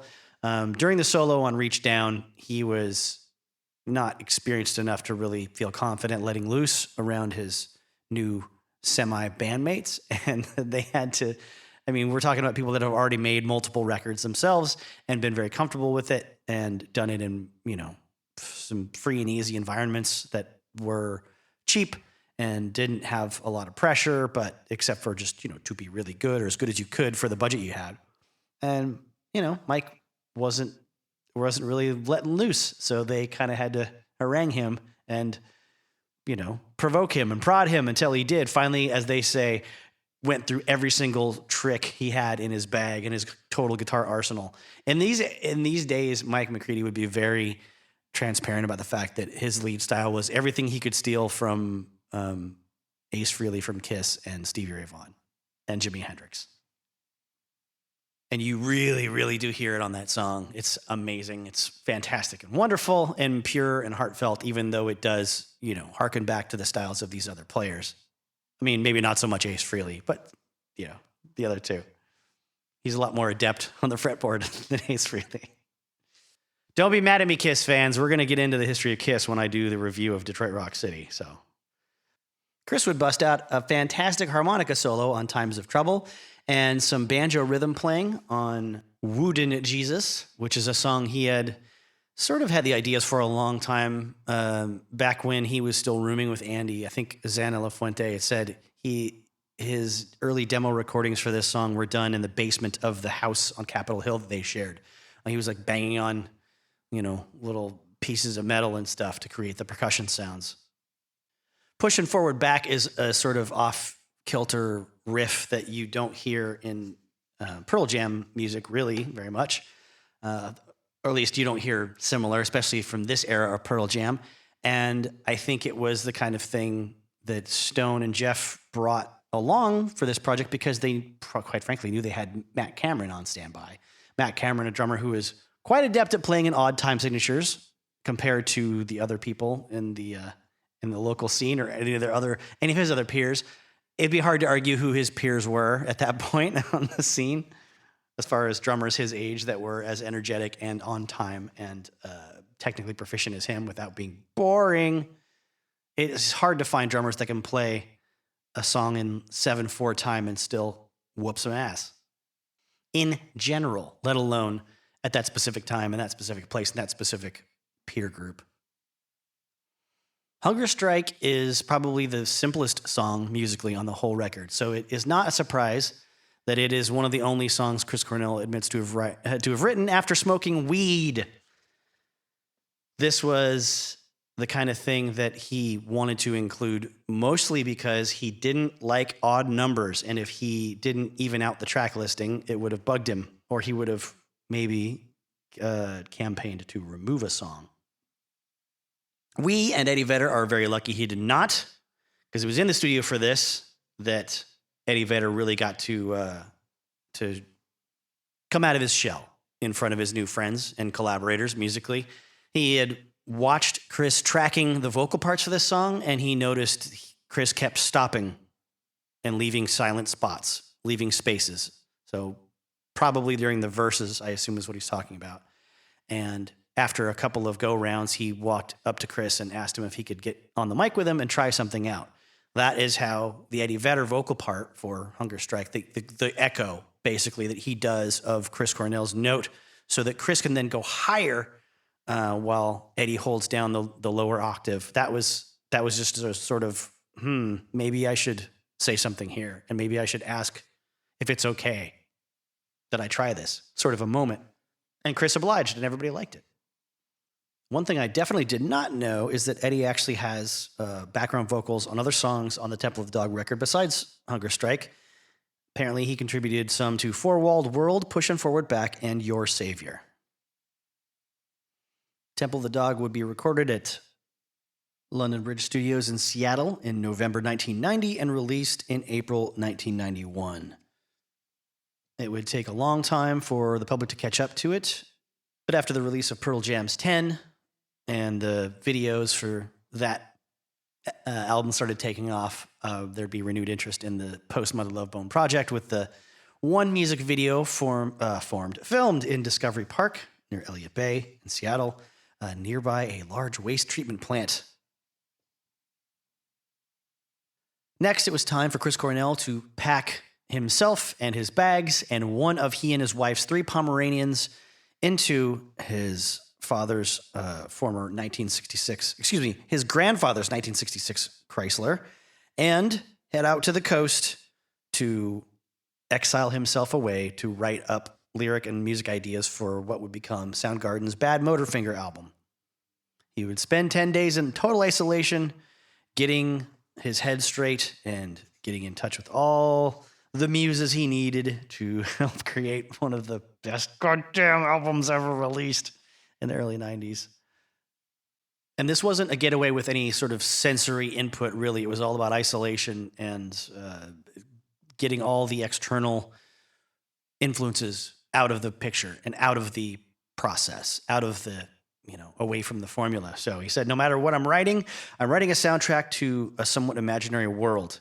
I have to get lost in what that imaginary world is and then start listening and work out, what am I hearing here? But he did say it started getting pretty wild after the 5th day. The voice in your head becomes really loud, and since all you're doing is thinking, anything memorable that happens that day happens in your head.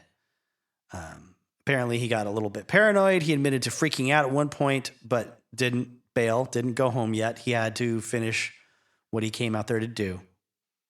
Soundgarden would work very, very hard in pre-production at Avast Studios with Stuart Hallerman. and in such a way that they were basically utilizing the studio at times when other artists weren't recording there.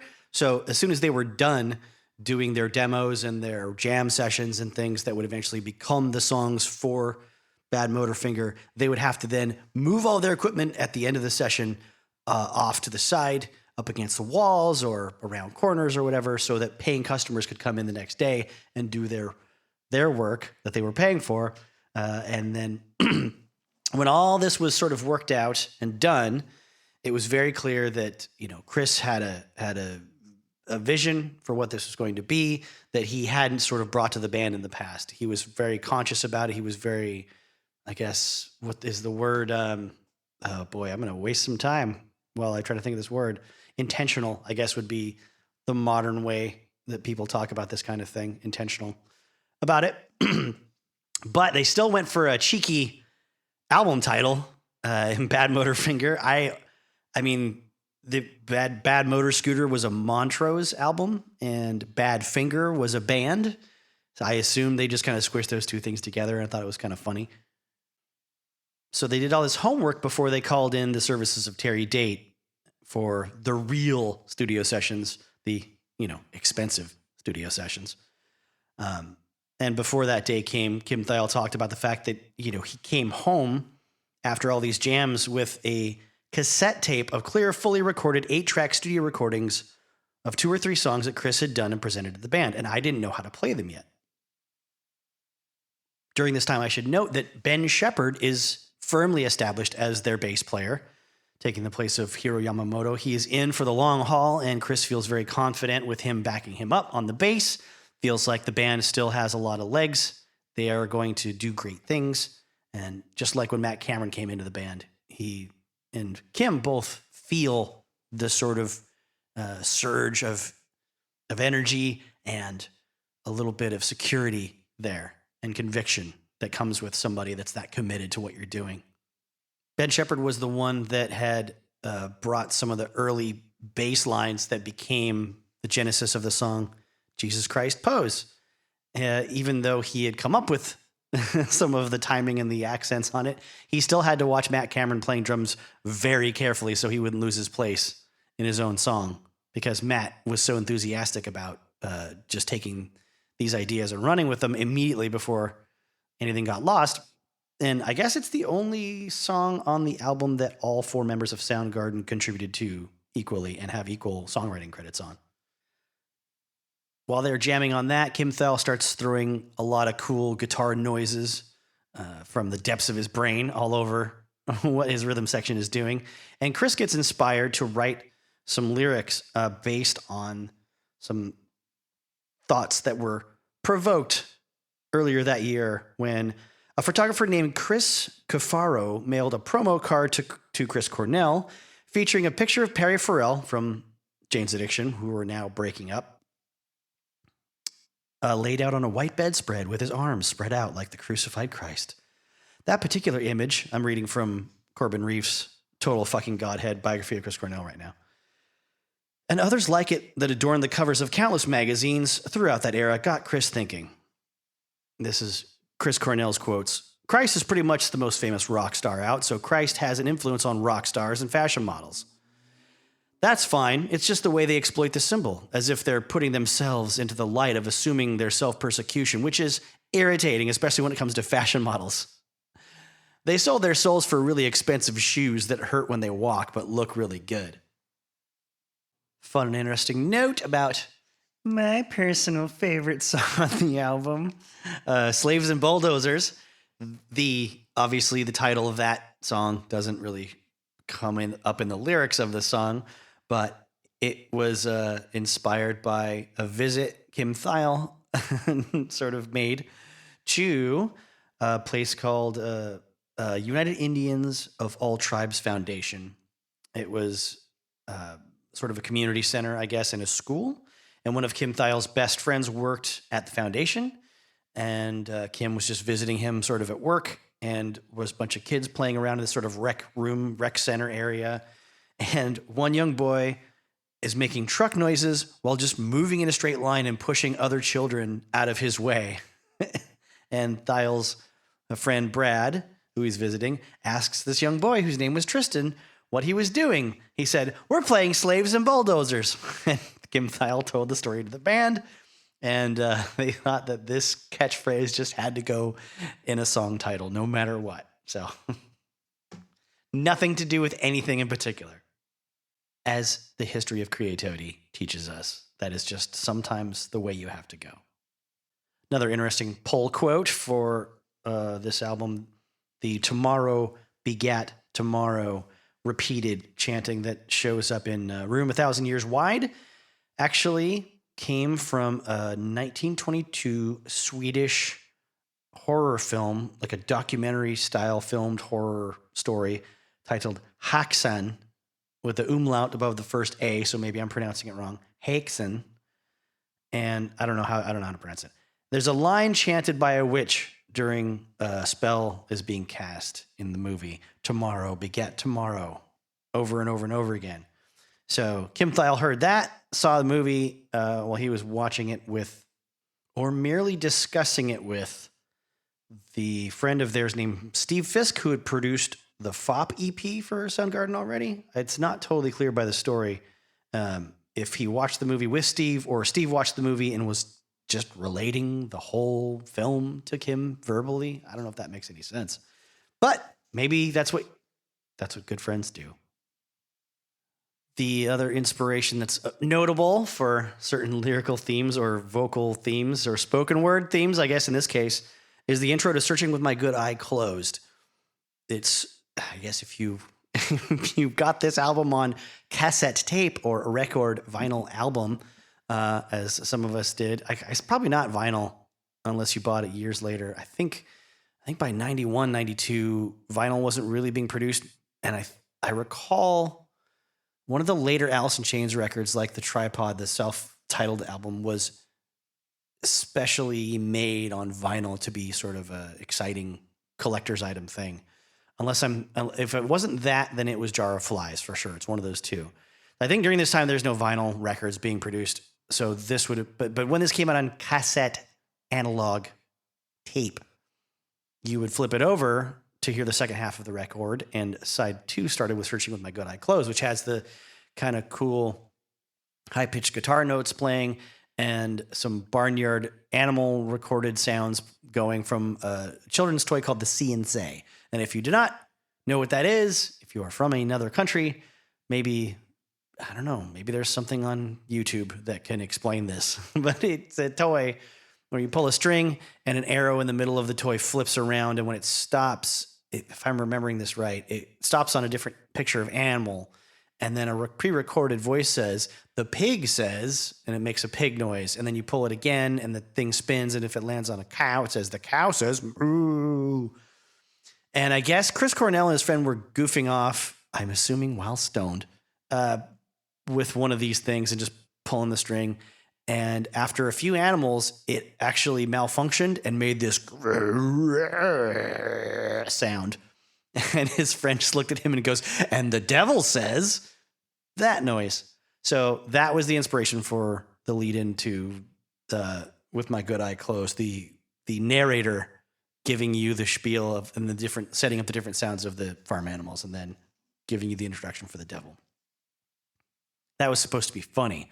I think it didn't work out well for Soundgarden that they would get all these like typical heavy metal comparisons from this album. They didn't expect it. They were put off by it.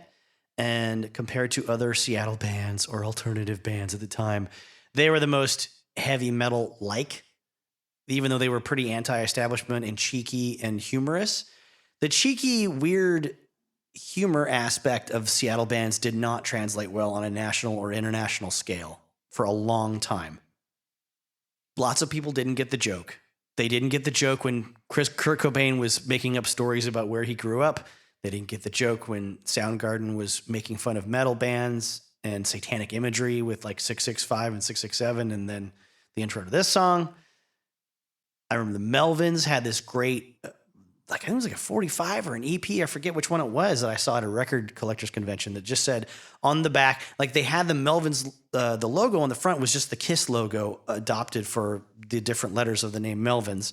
And on the back, it said, Melvins use drums and guitars because they want the best, which was a play on the Kiss advertisements and Kiss record liner notes that said Kiss only uses Pearl drums and Gibson guitars because they rock with the best, or whatever the hell they used to say. Something similar to that. So Terry Date gets the call to do the new Soundgarden record once again. And once again, no, excuse me. I was going to say once again, the band goes to Northern California, but I'm thinking of Mother Love Bone in the previous story about them recording Apple. Excuse me. Soundgarden goes down to Sausalito, California in the Bay Area to the same studio where Faith No More, their buddies, had recorded Introduce Yourself, right on, and The Real Thing before this. It was a place called Studio D, and it was essentially a single room with a couple of isolation booths. Unfortunately, not enough isolation because Chris Cornell's voice was so loud when he tried to sing along during a take, it would actually bleed into the drum microphones. So Terry Date decided he should just sing and play his stuff in the control room where the mixing desk and the engineer and Terry, while the rest of the band plays in other rooms of the studio. So this would not happen. Obviously, another standout track is Outshined, which was something that Chris Cornell early on was very, very proud of, and knowing it was going to be sort of a breakthrough for the band, wanted to test it out in front of audiences. So they did actually debut this song at the Central Tavern in Seattle, of all places. You have a Google machine. Look up photographs of the Central Tavern. This is the kind of place Mother Love Bone used to play, and Soundgarden played as well. But, local bands in Seattle play there all the time to crowds of 7 people up to maybe 500-ish nowadays. One thing I didn't realize about this title was it was a creation of Andrew Wood, who liked intentionally coming up with titles and lyrics that sounded like correct English, but definitely were not. And Outshine is a malapropism, as Corbin Reiff points out. The correct implementation of these ideas in the English language would be outshone. But outshined sounds way cooler. And obviously the song was a breakthrough for Soundgarden. For many people, it was the first music video that they saw of Soundgarden. It was the first song they heard of Soundgarden. Unless you were a little older and had heard them on some college radio station or seen them opening for some other bands on tour, Outshined was definitely the big breakthrough hit, such as it was, song in the early 90s for Soundgarden. I suppose there's plenty of people that just assumed that Black Hole Sun was that. In the same way that as a young person, I assumed Enter Sandman was the big breakthrough song for Metallica, not knowing that they'd been accused of selling out and intentionally recording radio pop hits back in 1985 when they debuted Fade to Black to their rabid fan base. Interesting to note that Soundgarden's Bad Motorfinger was originally going to be released on September 24th, 1991, which would have been the same day Nirvana was releasing Nevermind. But there were production issues that pushed it back a couple more weeks to October 8th. There was also a very cool note in the old history books here about the creation of cover art for Bad Motorfinger. Turns out they got an artist named Mark Dancy, who was in a band in Detroit called Big Chief. And Big Chief had opened for Soundgarden in 1989 at St. Andrews Hall. And they reached out to him for some design ideas. Initially, he went with Bad Motor Scooter sort of as a theme, and the band rejected it. He went back and forth with them quite a few times, especially with Kim Thayil mostly. And they wanted something a little more kind of cheeky and confrontational. He said their thing was a middle finger, and then finally I managed to do it in this electrical, jagged way. The design, all it is 12 songs, 12 little flip-off hands going around in a circle. And for the motor aspect of the theme or the motif, there's a spark plug at the center of it all. So it's also around this time that Cameron Crowe, having been moved by what he experienced and saw with his wife, Nancy Wilson from Heart, as they sort of created this safe, warm, emotionally supportive space around them for various local musicians when Andrew Wood died. he starts creating the movie singles and starts thinking about who he wants to portray the lead singer character of the band he's creating in his mind and in his script for the movie singles. And Chris Cornell keeps coming back into his thoughts. He really wants someone like Chris to portray this character, but, excuse me, just working on some pork chops. Just took out of the oven. Chris doesn't really want to do it. He doesn't want to commit to all the rehearsals, and he doesn't really fancy himself much of an actor anyway. So Matt Dillon gets the job playing Cliff Pontier, the self-important band leader of Citizen Dick. And Chris Cornell will show up in one scene sort of bobbing his head when when Cliff is showing off his new car stereo. And obviously Soundgarden makes an appearance in the film in the nightclub. I guess it was the Central, according to what I'm reading. I have to go back and watch the film, which I will do for another episode of this podcast. But the band rehearsed the song they were doing in the movie Birth Ritual, the song that they would contribute to the soundtrack, over and over and over and over and over again the night before the shooting for that scene. And Cameron Crowe was very nervous by the end of it that Chris was blowing out his voice, and Chris is waving him off saying, nope, don't worry about it. I've got plenty in the tank for tomorrow. Unfortunately, by Chris's account, that wasn't quite the case. He was a little ragged the next day when they were filming and doing multiple takes, and was a little bit bummed out that he didn't have a fully pristine sort of vocal range like he had hoped to for the shots that they did. Funny enough, it turns out this was not Chris Cornell's first experience in front of a movie camera. Back in 1987, there was a John Lithgow vehicle and family comedy called Harry and the Hendersons, some of us might remember, that was filmed in the Cascade Mountains near Seattle. And while cameras were rolling on this outdoor shoot, Chris Cornell and his brother Peter are driving accidentally on some dirt road into the set or into the area where things are being filmed. They apologized, but the director actually liked the look of Chris Cornell's brother's purple Fiat so much that he decided to just have them drive through the scene again on purpose. Unfortunately, it was cut for time, and Chris and Peter Cornell never showed up in the movie Harry and the Hendersons. Now, before we move on to the end of this and we wrap up this section of the singles look back on rock and roll history, we have to talk about the song Seasons by Chris Cornell. His first acoustic solo foray into what would become a great big personal songbook that would establish the second half of his music career, basically. In my eyes, meaning that it was sort of the germination, the seed for his solo career, his Audioslave career, things that were non-Soundgarden that would eventually take him through the second half of his musical life. The original version he did of Seasons was recorded alone in a closet with a microphone plugged into an 8-track recorder with a guitar.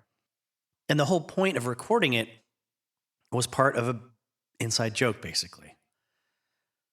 Jeff Ament was getting paid for doing art design on the film singles, as well as wardrobe work, in that the character Cliff Pontier was wearing Jeff Ament's clothes. And one of his projects as an art director was to create a demo tape for Cliff Pontier.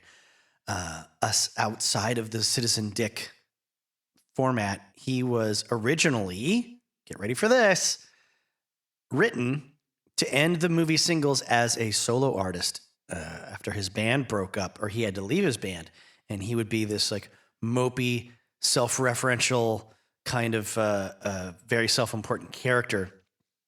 And so Jeff Ament decided he would do a Jesus Christ pose visual in a silhouette with on the cover of this tape for Cliff Pontier, and he came up with the idea for all these fake song titles to go on the back of it. Now, a guy that is fronting a rock band that goes on to be a mopey acoustic singer-songwriter at the very end of a rock and roll movie from the 90s. Does that sound familiar to anybody? Okay, what year did Rockstar come out? I've already forgotten if it was late 90s or early 2000s. I think it's early 2000s at the absolute latest. I'm not going to look it up. I got to finish recording this. We're closing in on 3.5 hours, and it's been over a month that I've been working on this episode. Sorry, you look it up. Call in if you know. Call in right now, and I'll make sure that the accurate release date for Rockstar starring Mark Wahlberg goes on this. And yes, we're going to get to that movie in another episode as well. We have to. So anyway, these made-up titles were Seasons, Flutter Girl, Missing, Nowhere But You, and Spoon Man. And on, as I mentioned previously, the sort of interstitial moments and scene change moments in a little promoting your band montage and putting up posters montage on light poles for singles, you can hear an acoustic demo of the song Spoon Man that will obviously get flushed out on the next Soundgarden record. But Seasons apparently was the one that Chris really ran with, at least immediately. He did write he did write and record demos for the other songs. Apparently Flutter Girl would be repurposed on Euphoria Morning, which was his first solo album later. I didn't hear it, but I'm sure I'll get around to it eventually. And Chris would utilize an open E tuning that he learned from Ben Shepherd when they were getting the songs together for Bad Motorfinger. Ben Shepherd wrote the main musical parts for the song Somewhere in an open E tuning, and then had to show Chris how to play it on guitar in that tuning properly. The song Seasons kind of came out the way it did because they were fresh off the recording of Bad Motorfinger, and Chris was ready to hear something that wasn't super loud guitars with lots of feedback. He wanted to jump into a lot of acoustic, quieter, mellower, but still intense songwriting. He said he was particularly inspired by the Pink Moon album by Nick Drake. He had bought a whole box set of all these Nick Drake albums, but that was his favorite standout one that was apparently just Nick Drake and a guitar by himself, which means I should probably check it out. And you should too. Now, Cameron Crowe had tried to get Soundgarden tunes from an A&M record on his movies before. He was lobbying previously for songs from Louder Than Love to be on Say Anything, but the label blocked them. And so he took the songs Flower and Toy Box from Ultra Mega OK, which was not an A&M record, as we know. It also took a bit of doing to get A&M to allow two tracks from Chris Cornell, essentially. One as a Soundgarden tune, Birth Ritual, and one for Seasons. On this, I think Epic Records put it out, the soundtrack to singles. And years later, when they would release an expanded version of the soundtrack, Chris Cornell would be credited with writing Ferry Boat No. 3 and Score Piece No. 4 as background music that appeared in the film. After this, it was back to Soundgarden stuff in earnest to promote Bad Motorfinger. They secured the opening slot to open for Guns N' Roses on a stadium tour, which I will get into in greater detail on a future episode. But before that tour, they put out a Jesus Christ Pose video. They also went and played with opening for Metallica at the Day on the Green Festival in Oakland, California. They played with Pearl Jam, Alice in Chains, and Spinal Tap at the RIP Magazine Awards at the Hollywood Palladium. They would get together with their friends and do some Temple of the Dog songs on that stage, as well as having Jerry Cantrell from Alice in Chains play on the song Reach Down, also from Temple of the Dog. Then, after coming home, Chris would hop into the studio with Alice in Chains, who were recording their SAP EP of all acoustic songs, which would feature one all-star vocal jam on the song Right Turn, which has Lane Staley singing lead vocals, but then a little dueling vocal back and forth with Mark Arm from Mudhoney and Chris Cornell. This is one of those times where I don't think I should have to tell you to go listen to it. It seems pretty obvious that you should, or you already know it.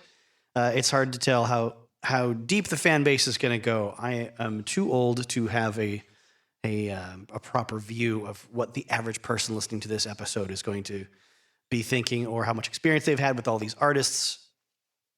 I assume it's entirely possible that some people listening are big fans of Chris Cornell in general, but mostly the stuff he did later, maybe after Super Unknown and Down on the Upside and his solo career, and didn't realize he had these little guest spots here and there.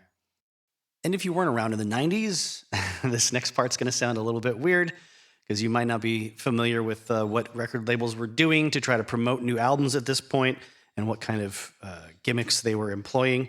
But apparently A&M put out a certain amount of Bad Motorfinger cassette tapes glued inside of a Walkman, which was a portable cassette tape player that you could plug headphones into. 1,500 of them, I guess, Walkman, with copies of Bad Motorfinger just glued inside or glued shut to retailers around the country. And these came with 1-800 numbers that fans could call in to tell a recording or some recording machine, or presumably what their favorite song on the album was. And a few people got to win tickets to see Soundgarden in concert. How fun is that? So I also want to mention the fact that there was a second disc on certain CD versions of Bad Motorfinger when it came out. I'm sure all these songs that were on the second disc are readily available elsewhere or were re-released in like rarities collections or B-side collections or something later. But this was, I think it was titled Satan Oscillate My Metallic Sonata, SOMMS, Soms. And I have it. I just happened to get a used copy of the CD with the second disc in there. I don't know how many they made. I don't know what markets they were made available to, but for whatever reason, if you wanted a version of Bad Motorfinger that had a little bit different, I think, photos and artwork inside, it's a tiny variation, and then had this second disc of songs, you got like, I think it was 5 tracks. You got Stray Cat Blues, which was a Rolling Stones tune. You got a cover of Devo's Girl You Want. You got a original Soundgarden song written by Chris Cornell called She's a Politician.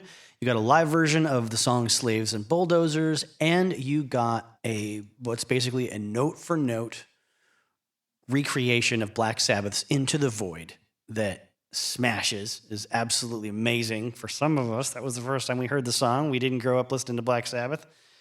And featuring lyrics sort of superimposed onto it that were not the original Black Sabbath ones. They are credited to Chief Sealth, or sometimes known as Chief Seattle, the Native American tribe leader that this particular city is named after, and we have a statue of him in the middle of town. It's a really interesting way to do a completely sort of faithful representation of the music of a song with a completely different theme in the lyrics. And it turns out that the idea of those words having been written by Chief Seattle were a total hoax. It was supposed to be a speech delivered in 1854, and it was actually written by a screenwriter in 1972 for a film he wrote called Home. And then someone used, I guess, that speech from that movie in 72 by Ted Perry and dropped it into a children's book in 1991 called Brother Eagle, Sister Sky, A Message from Chief Seattle, which had this Ted Perry speech credited to Sealth instead. I never knew that. I've always loved those words, and I've loved that version of the song. I think both the original version and the Soundgarden version are pretty equal as far as greatness. But, there you go. I learned so many things on the road to creating these episodes, but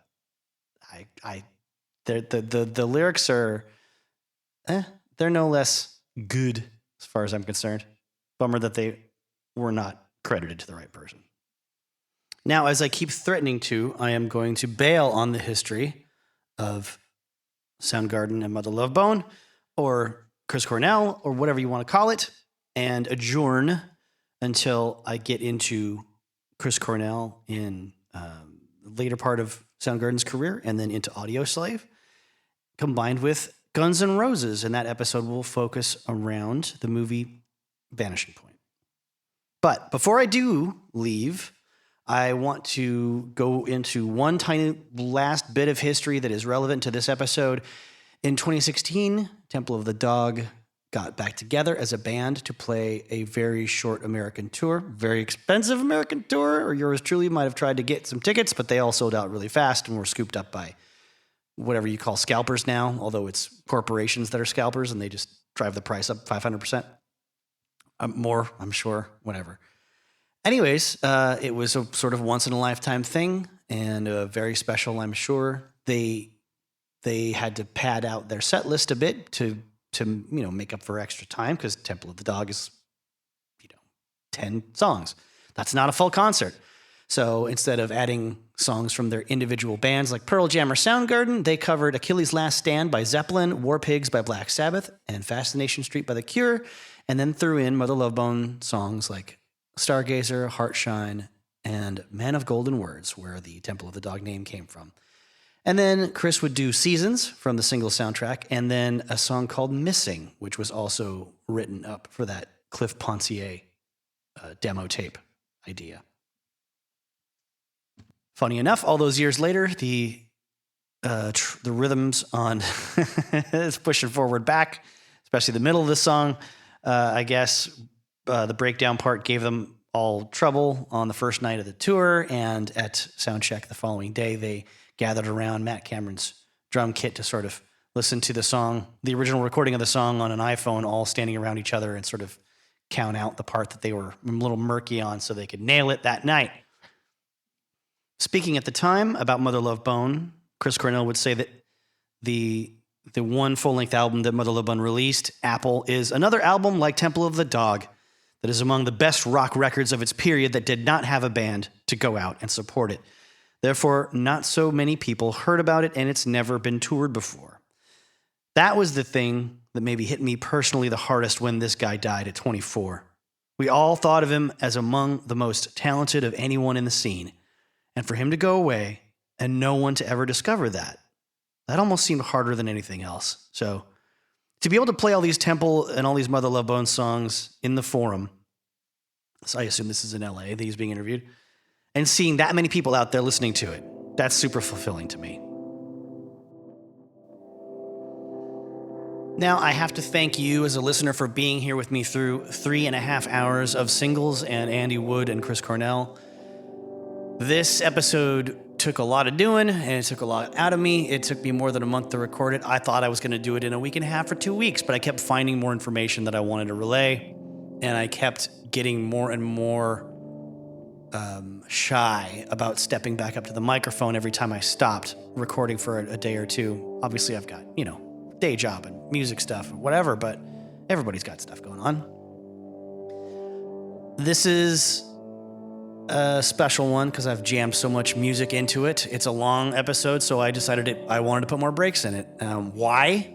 I don't know. I'm definitely using this whole series as a vehicle to get some demos of music that I've created out there, off my hard drive, off my chest, as it were. I don't know that it does anything for you except for give you a little break. Probably longer than you like in some places, but sorry, if you're listening to another podcast, you'd be stuck with commercials instead. So that's the price you pay. You can try to guess how many times you need to hit the move forward 30 seconds button to get past my demos if you don't like them. I mean, and you know what I'm talking about. You're listening to somebody's really informative, nice, lulling you into a safe place or a relaxed feeling podcast. Like it's got you all comfy and sort of drifting away attention-wise, and then suddenly the exact same narrator comes in, obviously previously recorded or recorded later with a completely different energy level, and goes, saving money on your car insurance used to be really difficult. I don't foresee that happening with this series. I'll be surprised if we ever get to the point where I would attract advertisers. Not saying I wouldn't sell it out as quickly as possible to make some money off of this. So don't try to pretend like I wouldn't. But for now, I think my ego and my vanity being massaged by the ability to dump original music on you at random times is I don't know. I'll just say this. I'm okay with it, but I prefer people like it, but it's not a requirement.